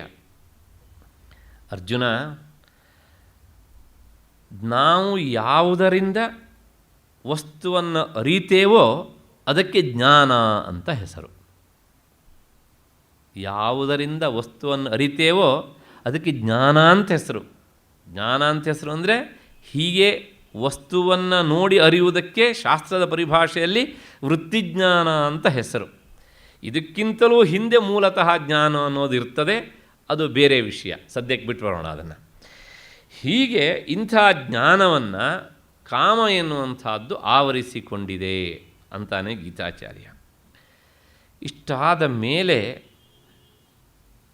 ಮುಂದುವರೆದು ಹೇಳ್ತಾನೆ, ಜ್ಞಾನಿನೋ ನಿತ್ಯವೈರಿಣ ಅಂತ. ಈ ಕಾಮ ಎನ್ನುವಂಥದ್ದು ಜ್ಞಾನಿಗಳಿಗೆ ನಿತ್ಯವೈರಿಯಂತೆ. ನಮಗೆ ಲೋಕದ ಅನುಭವ ಹೇಗೆ ಕೇಳಿದರೆ, ಜ್ಞಾನಿಗಳಿಗೆ ಸಾಮಾನ್ಯವಾಗಿ ವೈರಿಗಳೇ ಇರುವುದಿಲ್ಲ, ಅಜ್ಞಾನಿಗಳಿಗೆ ವೈರಿಗಳು ಜಾಸ್ತಿ, ಸಂಸಾರಿಗಳಿಗೆ ವೈರಿಗಳು ಜಾಸ್ತಿ. ಆದರೆ ಗೀತಾಚಾರ್ಯ ಹೇಳ್ತಾನೆ, ಜ್ಞಾನಿಗಳಿಗೆ ನಿತ್ಯವೈರಿಯಾದದ್ದು ಕಾಮ ಅಂತ. ಯಾಕೆ ಈ ಮಾತನ್ನು ಹೇಳ್ತಾನೆ ಅಂದರೆ, ಹೌದು, ಕಾಮ ಎನ್ನುವಂಥದ್ದು ಜ್ಞಾನಿಗಳಿಗೆ ನಿತ್ಯವೈರಿ, ಅಜ್ಞಾನಿಗಳಿಗೆ ಅಲ್ಲ, ನಿತ್ಯವೈರಿ ಅಲ್ಲ. ಹಾಗಿದ್ರೆ ಅಜ್ಞಾನಿಗಳಿಗೆ ಎಂಥ ವೈರಿ ಅಂದರೆ, ಅಜ್ಞಾನಿಗಳಿಗೆ ಆಗಾಗ ಮಾತ್ರ ವೈರಿ. ಯಾಕೆ ಅಂದರೆ, ಅಜ್ಞಾನಿಯಾದವನು ಈ ವಿಷಯ ಭೋಗ ಕಾಲದಲ್ಲಿ ಕಾಮವನ್ನು ಮಿತ್ರನಂತೆ ಅಪ್ಪಿಕೊಳ್ತಾನೆ. ಅಂದರೆ ಅದಿಷ್ಟು ಹೊತ್ತು ಕಾಮ ಅವನಿಗೇನಲ್ಲ, ವೈರಿ ಅಲ್ಲ, ಮಿತ್ರನಿಗೆ ಸಮಾನ. ಹಾಗಾಗಿ ಭೋಗಾನಂತರ ಕಾಮವನ್ನು ಆತ ಇದು ದುಃಖಕ್ಕೆ ಕಾರಣ ಅಂತ ತಿಳಿದು ಆಮೇಲೆ ದ್ವೇಷಿಸ್ತಾನೆ.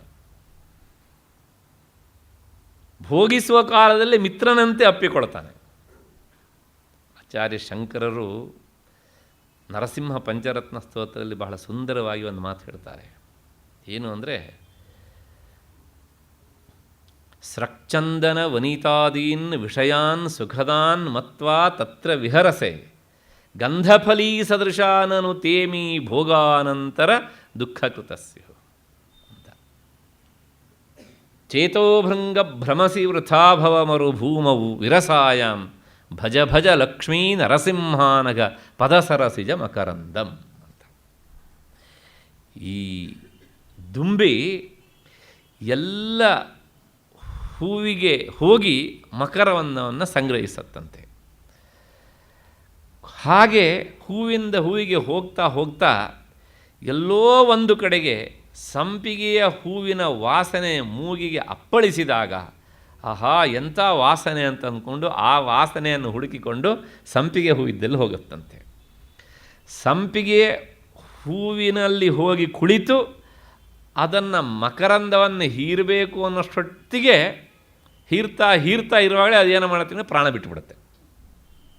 ಗಂಧಫಲೀ ಸದೃಶಾನನು ತೇಮಿ ಭೋಗಾನಂತರ ಅಂತ ಶ್ಲೋಕ ಮುಂದುವರಿಯುತ್ತೆ.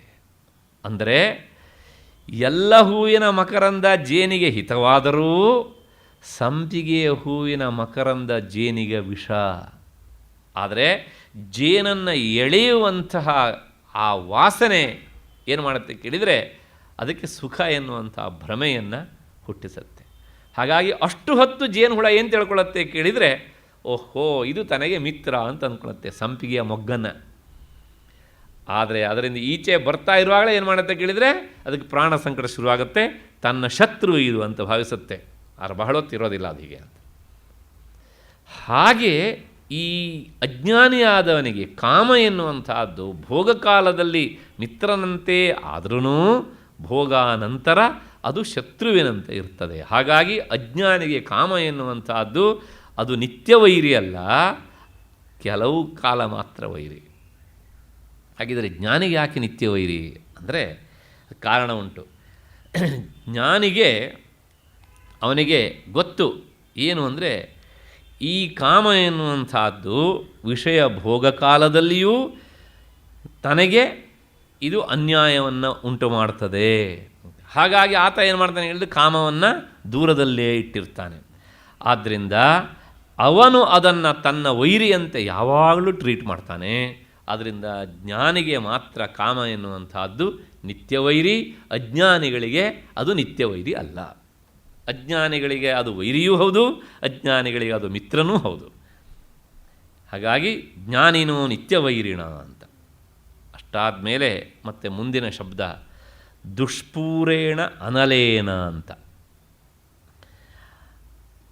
ಈ ಮಾತು ಹಿಂದೆ ನಾನು ಹೇಳಿದ್ದೇನೆ ಸ್ಮೃತಿ ವಾಕ್ಯದಲ್ಲಿ. ಅನಲ ಅಂದರೆ ಬೆಂಕಿ ಅಂತ. ನೀವು ಬೆಂಕಿಗೆ ಎಷ್ಟನ್ನಾದರೂ ಹಾಕಿ ಅದು ಸಾಕಪ್ಪ ನಾನು ತೃಪ್ತನಾದೆ ಅಂತ ಹೇಳುತ್ತೆ. ಹಾಗಾಗಿ ಕಾಮವನ್ನು ಬೆಂಕಿಗೆ ಹೋಲಿಸ್ತಾರೆ. ಆದ್ದರಿಂದ ನೀವು ಎಷ್ಟನ್ನೇ ಕೊಟ್ಟರೂ ಸಹ ಅದು ತೃಪ್ತವಾಗದೆ ಹಾಗೇ ಇರ್ತದೆ.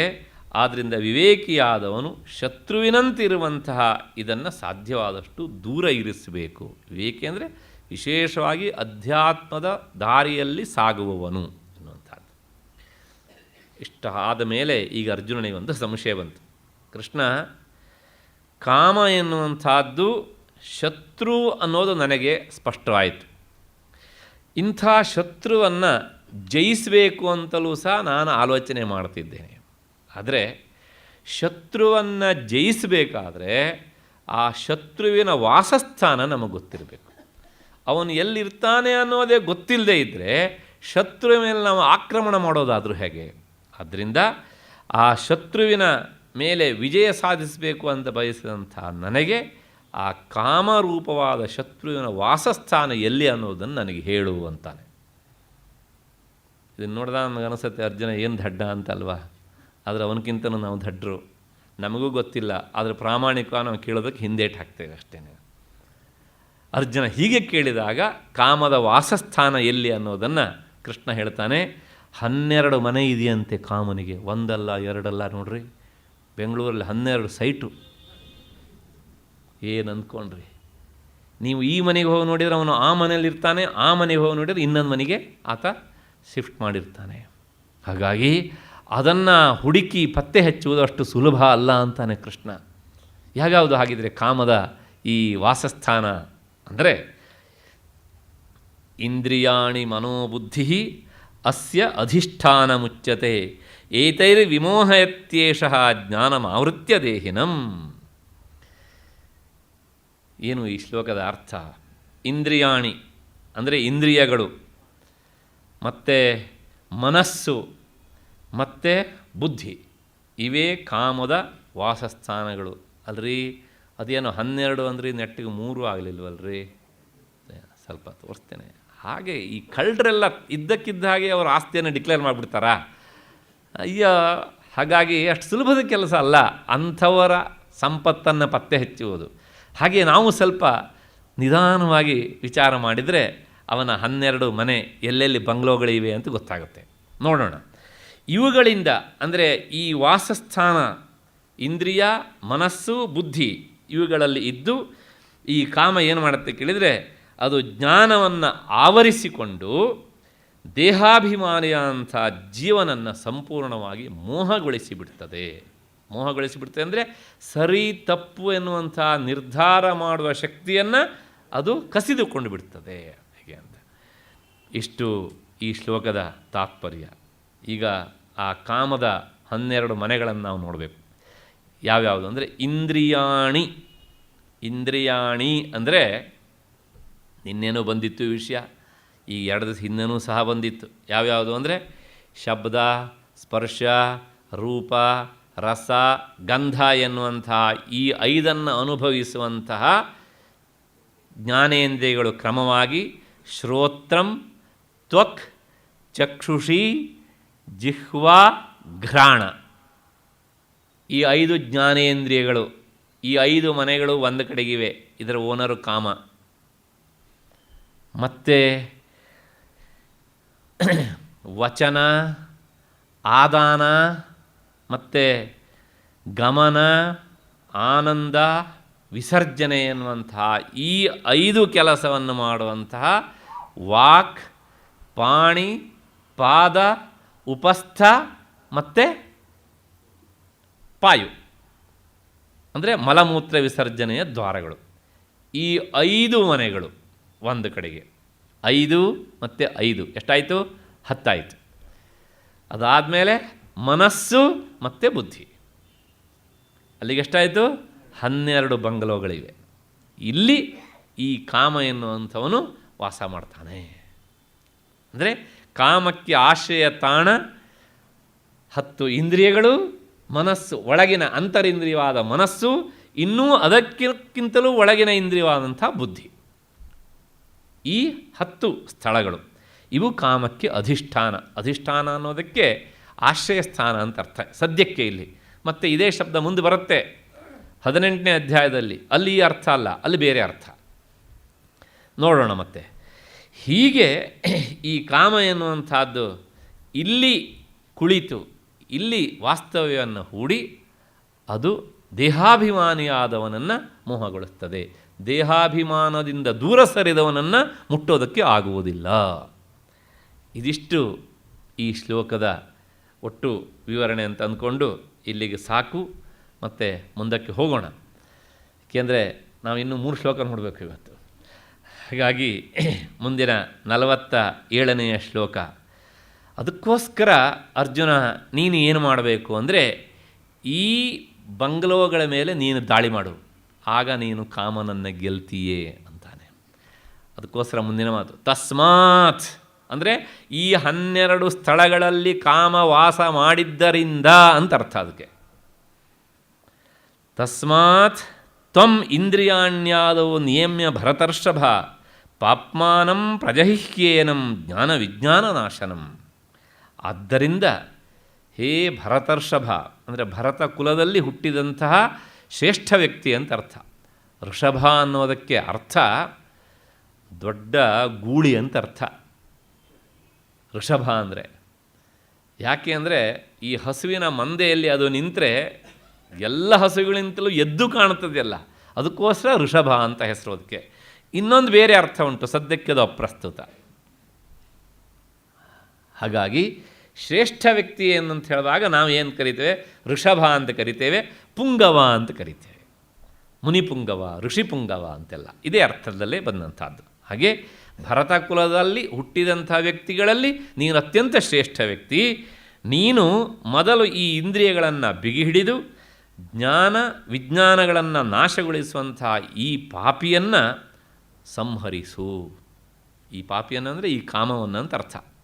ಇದಿಷ್ಟು ಶ್ಲೋಕದ ಶಬ್ದಶಃ ಅರ್ಥ. ಶತ್ರು ರಾಜ ಒಬ್ಬ ಪರ್ವತದಲ್ಲೋ ಅಥವಾ ದುರ್ಗ ಅಂದರೆ ಕೋಟೆಯಲ್ಲೋ ವಾಸ ಮಾಡಿದ್ದಿದ್ದರೆ ನಾವು ಅವನ ಮೇಲೆ ಅಟ್ಯಾಕ್ ಮಾಡಬೇಕು ಅಂತಾದರೆ ಅವನ ವಾಸಸ್ಥಾನವಂಥ ಆ ಪರ್ವತವೋ ಅಥವಾ ದುರ್ಗವೋ ಏನುಂಟೋ ಅದ್ರ ಮೇಲೆ ಮೊದಲು ಆಕ್ರಮಣ ಮಾಡಬೇಕು. ಹಾಗೆ ಕಾಮ ಎನ್ನುವಂಥದ್ದು ಇಲ್ಲಿ ಇದೆ ಅಂತ ಗೊತ್ತಾದ ಮೇಲೆ ಈಗ ನೀನು ಈ ಸ್ಥಳದಲ್ಲಿ ವಿಶೇಷವಾಗಿ ಕಾಳಜಿಯನ್ನು ವಹಿಸಬೇಕು. ಅದರಂತೆ ಕಾಮಕ್ಕೆ ಆಶ್ರಯ ನೀಡಿದಂಥ ಈ ಇಂದ್ರಿಯಗಳನ್ನು ನೀನು ನಿನ್ನ ವಶದಲ್ಲಿ ಇರಿಸಿಕೊಳ್ಳಬೇಕು. ಈ ಕಾಮ ಎಂಥದ್ದು ಅಂದರೆ ಅಷ್ಟು ಸುಲಭವಾಗಿ ಅದು ನಿಲುಕುವಂಥದ್ದಲ್ಲ. ಅದರ ಸ್ವಭಾವ ಏನು ಅಂದರೆ ನಾವು ನೋಡಿದ್ದೇವೆ, ಅದು ಹೊಟ್ಟೆಬಾಕ, ಅದು ಬೆಂಕಿಯಂತೆ ಎಲ್ಲವನ್ನೂ ತಿಂದು ತೇಗ್ತದೆ, ಅದು ನಮ್ಮ ಜ್ಞಾನವನ್ನು ಅಪಹರಿಸ್ತದೆ ಅಂತ. ಆ ಜ್ಞಾನವನ್ನು ಅಪಹರಿಸ್ತದೆ ಅನ್ನೋ ಮಾತಿಗೆ ಇನ್ನೊಂದು ದೃಷ್ಟಾಂತವನ್ನು ಕೊಡ್ತಾನೆ ಗೀತಾಚಾರ್ಯಲ್ಲಿ, ಜ್ಞಾನ ವಿಜ್ಞಾನ ನಾಶನಂ ಅಂತ. ಅದೇನು ಮಾಡುತ್ತೆ ಅಂದರೆ ಜ್ಞಾನವನ್ನೂ ಅಪಹರಿಸುತ್ತಂತೆ, ವಿಜ್ಞಾನವನ್ನೂ ಅಪಹರಿಸುತ್ತಂತೆ. ಏನು ಇದು ಹಂಗಂದರೆ? ಜ್ಞಾನವನ್ನು ಅಪಹರಿಸುತ್ತೆ ಅಂದರೆ ಆಗಬಹುದು, ವಿಜ್ಞಾನವನ್ನು ಅಪಹರಿಸುತ್ತೆ ಅಂದರೆ ಏನು ರೀ? ಇದೆಲ್ಲ ವೇದಾಂತದ ಶಬ್ದಗಳು. ಏನು ಹಾಗಿದ್ರೆ ಜ್ಞಾನ ಅಂದರೆ ಏನು, ವಿಜ್ಞಾನ ಅಂದರೆ ಏನು? ಅಂದರೆ ಜ್ಞಾನ ಅನ್ನೋದಕ್ಕೆ ಈಗ ತಾನೇ ನಾನು ಒಂದು ಅರ್ಥವನ್ನು ಹೇಳಿದ್ದೇನೆ, ಅದು ಅಲ್ಲಿಗೆ ಹಾಗೆ ಇಟ್ಕೊಳ್ಳಿ. ನಿಜವಾಗಿ ಜ್ಞಾನ ಅನ್ನೋದಕ್ಕೆ ಅರ್ಥ ಶಾಸ್ತ್ರದಿಂದ ಮತ್ತು ಗುರೂಪದೇಶದಿಂದಲೂ ಪಡೆದಂತಹ ಪರೋಕ್ಷ ಜ್ಞಾನಕ್ಕೆ ವೇದಾಂತದಲ್ಲಿ ಜ್ಞಾನ ಅಂತ ಕರೀತಾರೆ. ಪರೋಕ್ಷ ಜ್ಞಾನ ಅಂದರೆ ಈಗ ಬ್ರಹ್ಮ ವಸ್ತುವಿನ ಬಗ್ಗೆ ಉಪನಿಷತ್ತು ಹೇಳುತ್ತೆ, ಹಾಗೆ ಗುರುಗಳು ಪಾಠ ಮಾಡಬೇಕಿದ್ರೆ ಹೇಳ್ತಾರೆ, ಆಗ ನಮಗೆ ಒಂದು ಕಲ್ಪನೆ ಬರ್ತದೆ, ಓಹೋ ಬ್ರಹ್ಮ ಅನ್ನೋದು ಒಂದು ಇದೆ ಅಂತ. ಅದು ಪರೋಕ್ಷ ಜ್ಞಾನ. ಪರೋಕ್ಷ ಅಂದರೆ ನಮ್ಮ ಕಣ್ಣಿಗಿನ್ನೂ ಕಾಣಲಿಲ್ಲ, ಆದರೆ ನಮ್ಮ ಶ್ರವಣೇಂದ್ರಿಯಕ್ಕೆ ಅದು ಬಿದ್ದಿದೆ ಈಗಾಗಲೇ. ಕಣ್ಣಿಗೆ ಕಾಣದೇ ಇರುವುದಕ್ಕೆ ಪರೋಕ್ಷ ಅಂತ ಹೆಸರು, ಕಣ್ಣಿಗೆ ಕಾಣುವುದಕ್ಕೆ ಅಪರೋಕ್ಷ ಅಂತ ಹೆಸರು, ಅಥವಾ ಪ್ರತ್ಯಕ್ಷ ಅಂತಲೂ ಹೆಸರು. ಒಂದು ವಿಷಯಕ್ಕೆ ಸಂಬಂಧಪಟ್ಟ ಹಾಗೆ ನಮಗೆ ಜ್ಞಾನ ಮೊದಲು ಬರುವುದು ಗುರೂಪದೇಶದಿಂದ ಅಥವಾ ಅಧ್ಯಯನದಿಂದ, ಶಾಸ್ತ್ರಾಧ್ಯಯನದಿಂದ. ಹೀಗೆ ಶಾಸ್ತ್ರಾಧ್ಯಯನದಿಂದ ಮತ್ತು ಗುರೂಪದೇಶದಿಂದ ಪಡೆದಂಥ ತಿಳುವಳಿಕೆಗೆ ಜ್ಞಾನ ಅಂತ ಹೆಸರು. ಆಯಿತು, ಇದನ್ನು ಅಪಹರಿಸತ್ತೆ ಕಾಮ. ಅದಕ್ಕಿಂತ ಇನ್ನೂ ದೊಡ್ಡ ಆಘಾತಕಾರಿಯಾದ ಸಂಗತಿ ಅಂದರೆ ಈ ಗುರೂಪದೇಶದಿಂದ ಮತ್ತು ಶಾಸ್ತ್ರ ಅಧ್ಯಯನದಿಂದ ತಿಳಿದು ನಾವು ಸಾಧನೆಯನ್ನು ಮಾಡಿ ಅನುಭವ ಪರ್ಯಂತವಾಗಿ ಹೋಗಿರ್ತೇವಲ್ಲ, ಅದಕ್ಕೆ ವಿಜ್ಞಾನ ಅಂತ ಹೆಸರು. ಅಂದರೆ ಕೇಳಿ ಆದಮೇಲೆ ಎಷ್ಟೋ ವರ್ಷಗಳ ಕಾಲ ಸಾಧನೆಗೆ ನಾವು ನಿಂತು ನಮ್ಮ ಅನುಭವಕ್ಕೆ ಅಷ್ಟೋ ಇಷ್ಟೋ ತುಣುಕು ಮಿಣುಕು ಸಿಗುವಂಥದ್ದಕ್ಕೆ ವಿಜ್ಞಾನ ಅಂತ ಹೆಸರು. ಈ ವಿಜ್ಞಾನವನ್ನೂ ಸಹ ಈ ಕಾಮ ಎನ್ನುವಂಥದ್ದು ಅಪಹರಿಸಿಬಿಡ್ತದೆ. ಅಂದರೆ ಇಷ್ಟು ದಿನಗಳ ಕಾಲ ನೀನು ಏನು ಸಾಧನೆಯನ್ನು ಮಾಡಿದೆಯೋ ಆ ಸಾಧನೆಯನ್ನು ಸಹ ಈ ಕಾಮ ಕೊಚ್ಚಿ ಹಾಕಿಬಿಡ್ತದೆ. ನಮ್ಮ ಮುಂದೆ ಬೇಕಷ್ಟು ಉದಾಹರಣೆಗಳಿವೆ, ಮತ್ತು ಪುನಃ ನಾನು ಹೇಳೋದಿಲ್ಲ. ಅಕ್ಕಪಕ್ಕದಲ್ಲೇ ಬೇಕಷ್ಟು ಸಿಗ್ತವೆ ನಮಗೆ. ಹಾಗಾಗಿ ವಿಜ್ಞಾನ ಮತ್ತು ಜ್ಞಾನ ಇದೆರಡನ್ನೂ ಕಾಮ ಎನ್ನುವಂಥದ್ದು ಕಿತ್ತುಬಿಡ್ತದೆ. ಆದ್ದರಿಂದ ಇದರ ಬಗ್ಗೆ ನೀನು ಎಷ್ಟು ಹುಷಾರಾಗಿದ್ದರೂ ಸಾಲದು, ಅದಕ್ಕೋಸ್ಕರ ಇದು ಮಹಾಪಾಪಿ ಅಂತ ಮತ್ತೆ ನಾನು ಹೇಳ್ತಾ ಇದ್ದೇನೆ. ಇಷ್ಟು ಆದ ಮೇಲೆ ಈಗ ಅರ್ಜುನನಿಗೆ ಇನ್ನೊಂದು ಸಂಶಯ ಬಂತು. ಏನು ಅಂದರೆ, ಇಂದ್ರಿಯಗಳನ್ನು ಬಿಗಿ ಹಿಡಿದು ಈ ಕಾಮ ಎನ್ನುವಂಥ ಶತ್ರುವನ್ನು ಗೆಲ್ಲು ಅಂತ ನೀನು ಹೇಳಿದೆಯಲ್ಲ, ಆಯಿತು ಒಪ್ಕೊಳ್ತೇನೆ. ಆದರೆ ಕಾಮವನ್ನು ಗೆಲ್ಲುವಾಗ, ಅಂದರೆ ಕಾಮ ಎನ್ನುವಂಥ ಶತ್ರುವನ್ನು ಗೆಲ್ಲುವಾಗ ನಾವು ನಿಲ್ಲೋದಕ್ಕಾದ್ರೂ ಒಂದು ಜಾಗ ಬೇಕಲ್ವ ಕೃಷ್ಣ? ಹಾಗಾಗಿ ನಾವು ಎಲ್ಲಿ ನಿಂತು ಕಾಮದ ಜೊತೆ ಯುದ್ಧ ಮಾಡಬೇಕು ಅದನ್ನು ಹೇಳುವಂತಾನೆ ಅರ್ಜುನ. ಅಂದರೆ ಎಲ್ಲಿ ನಿಂತು ಕಾಮವನ್ನು ನಾವು ಗೆಲ್ಲೋದಕ್ಕೆ ಪ್ರಯತ್ನ ಮಾಡಬೇಕು. ಪ್ರಾಯಶಃ ಅರ್ಜುನ ಇಂಥ ಎಲ್ಲ ಪ್ರಶ್ನೆಗಳನ್ನು ಕೇಳದೇ ಇದ್ದಿದ್ರೆ ಗೀತಾಚಾರ್ಯ ನಮಗೆ ಮುಂದೆ ಹೇಳಬೇಕಾದಂಥ ಒಳ್ಳೆಯ ಎಷ್ಟೋ ವಿಷಯಗಳನ್ನು ಹೇಳ್ತಾ ಇರಲಿಲ್ಲ ಅಂತ ಕಾಣುತ್ತೆ. ಆದರೆ ನೋಡಿ, ಈ ಶ್ಲೋಕ ಆದಮೇಲೆ ಈ ಶ್ಲೋಕ ಯಾಕೆ ಬಂತು ಅಂತ ನಮಗೆ ಗೊತ್ತೇ ಆಗೋದಿಲ್ಲ. ವ್ಯಾಖ್ಯಾನಕಾರರು ಇಂತಹ ವಿಷಯವನ್ನು ಹೇಳಿದಾಗ ನಮಗೆ ಗೊತ್ತಾಗುತ್ತೆ. ಈಗ ಅರ್ಜುನ ಹೀಗೆ ಪ್ರಶ್ನೆ ಮಾಡಿದ, ನಾನು ಎಲ್ಲಿ ನಿಂತು ಈ ಕಾಮವನ್ನು ಗೆಲ್ಲಬೇಕು ಅಂತ ಕೇಳಿದಾಗ ಅದಕ್ಕೆ ಗೀತಾಚಾರ್ಯ ಉತ್ತರ ಹೇಳ್ತಾನೆ, ಏನಪ್ಪ ನೀನು ಎಲ್ಲಿ ನಿಲ್ಲಬೇಕು ಅಂತ ಹೇಳ್ತೇನೆ, ಸರಿಯಾಗಿ ಕೇಳ್ಕೊ. ಕಾಮವನ್ನು ಗೆಲ್ಲೋದಕ್ಕೆ ಸೂಕ್ತವಾದಂಥ ಸ್ಥಳವನ್ನು ತೋರ್ತೇನೆ, ಅಲ್ಲಿ ಹೋಗಿ ನಿಲ್ಲು ಅಂತಾನೆ. ಯಾವುದು ಹಾಗಿದ್ರೆ ಅಂದರೆ, ಇಂದ್ರಿಯಾಣಿ ಪರಾಣ್ಯಾಹು ಇಂದ್ರಿಯೇಭ್ಯ ಪರಂ ಮನಃ ಮನಸಸ್ತು ಪರಾ ಬುದ್ಧಿ ಯೋ ಬುದ್ಧೇ ಪರತಸ್ತು ಸಹ. ಅರ್ಜುನ, ಜ್ಞಾನಿಗಳು ಹೀಗೆ ಹೇಳ್ತಾರೆ. ಏನು ಹೇಳ್ತಾರೆ ಅಂದರೆ, ಈ ಸ್ಥೂಲ ಶರೀರಕ್ಕಿಂತಲೂ ಇಂದ್ರಿಯಗಳು ಪರವಾಗಿವೆ. ಅರ್ಥ ಆಮೇಲೆ ನೋಡೋಣ ಮತ್ತೆ ಪರ ಅಂದರೆ ಏನು ಅಂತ. ಹಾಗೆ ಈ ಇಂದ್ರಿಯಗಳಿಗಿಂತಲೂ ಮನಸ್ಸು ಪರವಾಗಿದೆ. ಈ ಮನಸ್ಸಿಗಿಂತಲೂ ಬುದ್ಧಿಯು ಪರವಾಗಿದೆ. ಈ ಬುದ್ಧಿಗಿಂತಲೂ ಪರವಾಗಿ ಇರುವವನೇ ಪರಮಾತ್ಮ ಅಂತ ಜ್ಞಾನಿಗಳು ಹೇಳ್ತಾರೆ. ಏನು ಹೀಗಂದರೆ ಏನು ಅರ್ಥನೇ ಆಗೋದಿಲ್ವಲ್ಲ. ಪರವಾಗಿದೆ ಅಂತ ಹೇಳಿದರೆ ಸದ್ಯ ಪರವಾಗಿಲ್ಲ ಅಂತ ಹೇಳಿಲ್ವಲ್ಲ. ಅಂದರೆ ನಮಗೆ ಪರವಾಗಿಲ್ಲ ಅನ್ನೋದು ಗೊತ್ತು, ಪರವಾಗಿದೆ ಅನ್ನೋದು ಗೊತ್ತಿಲ್ಲ. ಆದರೆ ಗೀತಾಚಾರ್ಯ ಹೇಳ್ತಾನೆ ಪರವಾಗಿ ಇದೆ ಅಂತ. ಅಂದರೆ ಇದಕ್ಕಿಂತಲೂ ಅದು ಪರ, ಇದಕ್ಕಿಂತಲೂ ಇದು ಪರ ಅಂತ. ಅಂದರೆ ಈ ಪರ ಎನ್ನುವಂಥ ಶಬ್ದಕ್ಕೆ ಅರ್ಥ ಏನು ಅಂದರೆ ಉತ್ಕೃಷ್ಟ, ಶ್ರೇಷ್ಠ, ಸೂಕ್ಷ್ಮ ಅಂತೆಲ್ಲ ಅರ್ಥ. ಈ ಮೂರಲ್ಲಿ ಯಾವುದನ್ನಾದರೂ ಇಟ್ಕೊಳ್ಳಿ, ತೊಂದರೆ ಇಲ್ಲ. ಈಗ ನಮಗೆ ಅರ್ಥ ಸುಲಭ ಆಗುತ್ತೆ ನೋಡಿ. ಏನು ಅಂದರೆ, ಈ ಸ್ಥೂಲ ಶರೀರಕ್ಕಿಂತಲೂ ಇಂದ್ರಿಯಗಳು ಉತ್ಕೃಷ್ಟವಾಗಿವೆ ಅಥವಾ ಶ್ರೇಷ್ಠ ಆಗಿವೆ. ಹಾಗೆಯೇ ಆ ಇಂದ್ರಿಯಗಳಿಗಿಂತಲೂ ಸಹ ಮನಸ್ಸು ಉತ್ಕೃಷ್ಟವಾಗಿದೆ. ಮನಸ್ಸಿಗಿಂತಲೂ ಬುದ್ಧಿ ಉತ್ಕೃಷ್ಟ, ಬುದ್ಧಿಗಿಂತಲೂ ಉತ್ಕೃಷ್ಟ ಅಂದರೆ ಮೇಲಿರುವಂಥವನು ಆತ್ಮ. ಯಾ ಸ್ಪಷ್ಟ ಆಗುತ್ತೆ. ಆ ಒಂದು ಶಬ್ದ ಅರ್ಥ ಆಗದಾಗಿದ್ದರೆ ಅರ್ಥ ಆಗುವ ಚೈನಿನ ಕೊಂಡಿಯೆಲ್ಲ ಕಳಚೋಗ್ಬಿಡುತ್ತೆ. ಹೀಗೆ ಇಷ್ಟು ಹಿನ್ನೆಲೆಯಲ್ಲಿ ಇದರ ತಾತ್ಪರ್ಯವನ್ನು ನಾವು ಸ್ವಲ್ಪ ನೋಡಬೇಕು. ಈಗ ಏನು ಅಂದರೆ, ಈ ಸ್ಥೂಲವಾಗಿಯೂ ಮತ್ತು ಜಡವಾಗಿಯೂ ಇರುವಂತಹ ದೇಹಕ್ಕೆ ಹೋಲಿಸಿದರೆ ನಮ್ಮ ಈ ಶ್ರೋತ್ರಾದಿ ಇಂದ್ರಿಯಗಳೇನಿದ್ದಾವಲ್ಲ ಇವು ಸೂಕ್ಷ್ಮವಾಗಿಯೂ ಇವೆ ಮತ್ತು ಪ್ರಕಾಶವಾಗಿಯೂ ಇವೆ, ಅತ್ಯಂತ ಆಂತರವಾಗಿಯೂ ಅಂದರೆ ತೀರಾ ಒಳಗೂ ಸಹ ಇವೆ.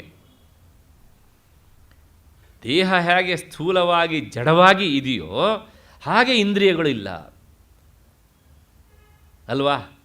ಆದ್ದರಿಂದ ಈ ದೇಹಕ್ಕೆ ಹೋಲಿಸಿದರೆ ಈ ಇಂದ್ರಿಯಗಳು ತುಂಬ ಪರ ಅಂದರೆ ಸೂಕ್ಷ್ಮ ಮತ್ತು ಉತ್ಕೃಷ್ಟವಾಗಿವೆ. ಆಯಿತು. ಮತ್ತು ಈ ಶ್ರೋತ್ರಾದಿ ಇಂದ್ರಿಯಗಳನ್ನು ಸಹ ಒಳಗಿನಿಂದ ಪ್ರೇರಿಸುವಂಥದ್ದು ಮನಸ್ಸಾದ್ದರಿಂದ ಆ ಮನಸ್ಸು ಈ ಇಂದ್ರಿಯಗಳಿಗಿಂತಲೂ ಹೆಚ್ಚು ಉತ್ಕೃಷ್ಟ. ಮನಸ್ಸು ಒಳಗೆ ಕುಳಿತು ಇಂದ್ರಿಯಗಳನ್ನು ಹೊರಮುಖವಾಗಿ ಪ್ರೇರಿಸದೇ ಇದ್ದರೆ ಇಂದ್ರಿಯಗಳು ಕೆಲಸ ಮಾಡೋದಿಲ್ಲ. ಹಾಗಾಗಿ ಇಂದ್ರಿಯಗಳನ್ನೂ ಸಹ ಪ್ರೇರಿಸುವಂಥ ಮನಸ್ಸು ಇಂದ್ರಿಯಗಳಿಗಿಂತಲೂ ಹೆಚ್ಚು ಉತ್ಕೃಷ್ಟ. ಮತ್ತು ಮನಸ್ಸಿಗಿಂತಲೂ ಬುದ್ಧಿ ಉತ್ಕೃಷ್ಟ ಅಂತ ಹೇಳಿದ ಗೀತಾಚಾರ್ಯ. ಯಾಕೆ ಅಂದರೆ ಮನಸ್ಸಿಗೆ ಒಂದು ಸ್ಥಿರವಾದ ಇರುವಿಕೆ ಅನ್ನುವುದು ಇಲ್ಲ.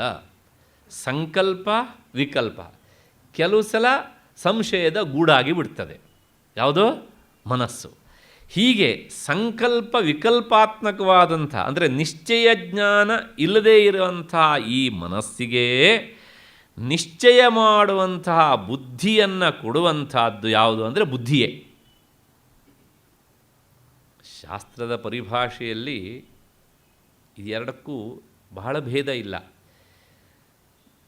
ಎಲ್ಲಿ ಸಂಶಯ ಬರುತ್ತೋ ಅಲ್ಲಿ ಅದಕ್ಕೆ ಮನಸ್ಸು ಅಂತ ಹೆಸರು. ಎಲ್ಲಿ ನಿಶ್ಚಯಾತ್ಮಕವಾದಂಥ ಮನಸ್ಸಿರುತ್ತೋ ಅದಕ್ಕಲ್ಲಿ ಬುದ್ಧಿ ಅಂತ ಹೆಸರು. ಹಾಗಾಗಿ ಸಂಶಯಾತ್ಮಕಂ ಮನಃ ನಿಶ್ಚಯಾತ್ಮಿಕ ಬುದ್ಧಿ ಅಂತ.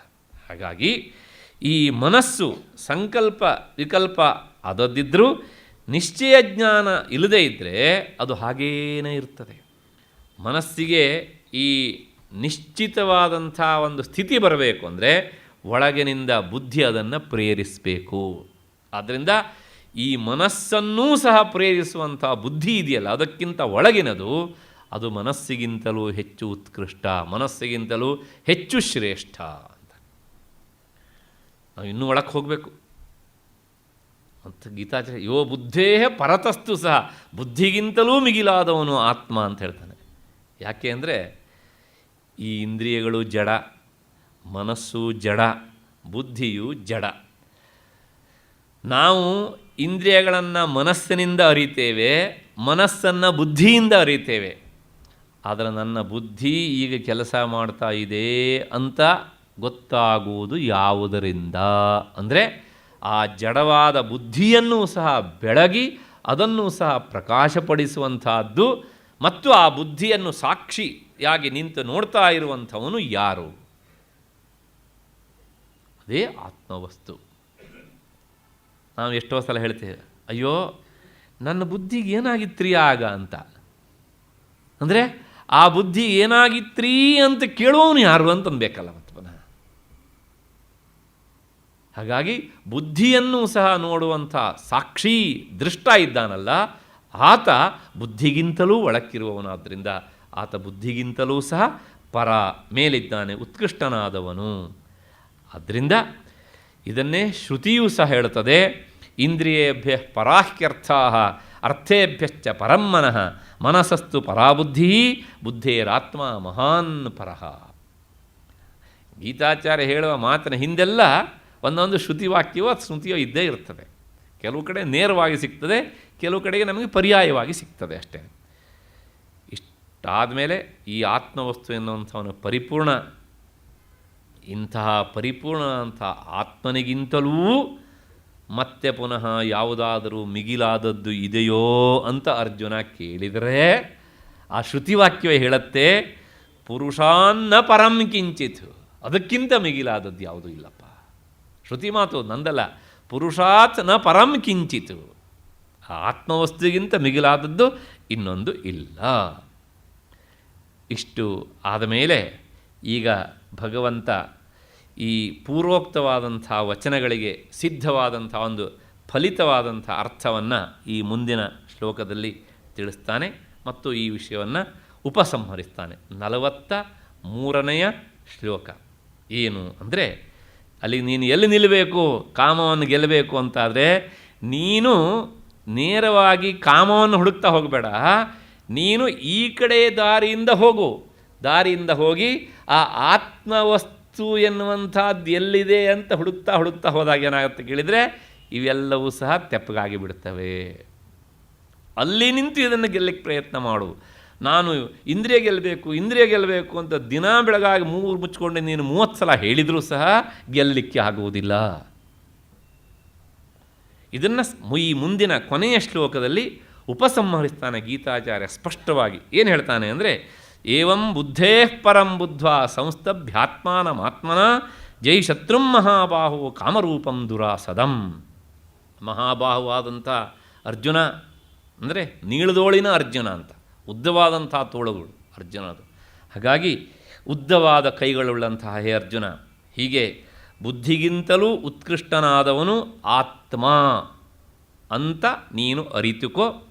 ಹಾಗೆ ಅರಿತು ಆದ ಮೇಲೆ ಅಂದರೆ ಬುದ್ಧಿಗಿಂತಲೂ ಸೂಕ್ಷ್ಮ ಅಂತ ತಿಳಿದ ಆದಮೇಲೆ ನಿನ್ನ ಮನಸ್ಸನ್ನು ಸಂಸ್ಕಾರ ಹೊಂದಿದ ಬುದ್ಧಿಯಿಂದ ನಿಯಂತ್ರಿಸು. ಹಾಗೆ ನಿಯಂತ್ರಿಸಿ ಈ ದುರ್ಧರ್ಷವಾದಂಥ ಕಾಮವನ್ನು ನೀನು ಕೊಂದು ಹಾಕು. ಯಾವುದರಿಂದ? ಬುದ್ಧಿಯಿಂದ. ಇದಿಷ್ಟು ಶ್ಲೋಕದ ಶಬ್ದಶಃವಾದಂಥ ಅರ್ಥ. ಏನು ಇದರ ತಾತ್ಪರ್ಯ ಅಂದರೆ, ಕಾಮವನ್ನು ಗೆಲ್ಲಲಿಕ್ಕೆ ಬೇಕಾದಂಥ ಉಪಾಯವನ್ನು ಗೀತಾಚಾರ್ಯ ಈ ಶ್ಲೋಕದಲ್ಲಿ ಹೇಳ್ತಾನೆ. ಏನು ಹೇಳ್ತಾನೆ ಅಂದರೆ, ಸುಸಂಸ್ಕೃತವಾದಂತಹ ಬುದ್ಧಿ ಏನು ಮಾಡುತ್ತೆ ಅಂದರೆ ಮನಸ್ಸನ್ನು ತಿದ್ದುತ್ತದೆ. ಮನಸ್ಸನ್ನು ತಿದ್ದುವುದು ಬುದ್ಧಿಯೇ ಅಷ್ಟೇ ಹೊರತೂ ಸಹ ಬೇರೊಂದಲ್ಲ. ಮತ್ತು ಈ ತಿದ್ದುವಿಕೆಯಿಂದ ಎಚ್ಚೆತ್ತಂತಹ ಮನಸ್ಸು ಇಂದ್ರಿಯಗಳ ಉದ್ರೇಕವನ್ನು ಶಮನ ಮಾಡ್ತದೆ. 2ನೇ ಅಂಶ. ಮತ್ತು 3ನೇ ಅಂಶ, ಯಾವಾಗ ಇಂದ್ರಿಯಗಳು ಶಮನವಾಗಿ ಇಂದ್ರಿಯಗಳ ಕಾಮವು ಇಳಿತದೆಯೋ ಆಗ ವಿವೇಕ ಎನ್ನುವಂಥದ್ದು ಹೆಚ್ಚಾಗುತ್ತದೆ.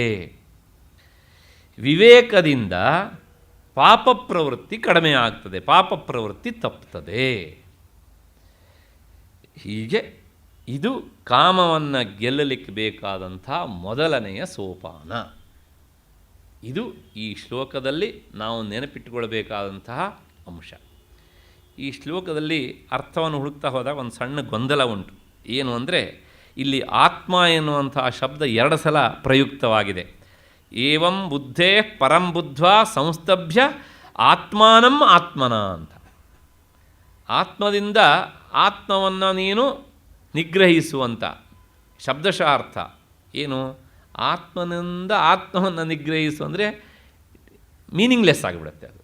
ಅದಕ್ಕೋಸ್ಕರ ಏನು ಇದರ ಅರ್ಥ ಅಂದರೆ, ಮೊದಲನೆಯ ಆತ್ಮಾನಂ ಅನ್ನೋದಕ್ಕೆ ಮನಸ್ಸು ಅಂತ ಅರ್ಥ,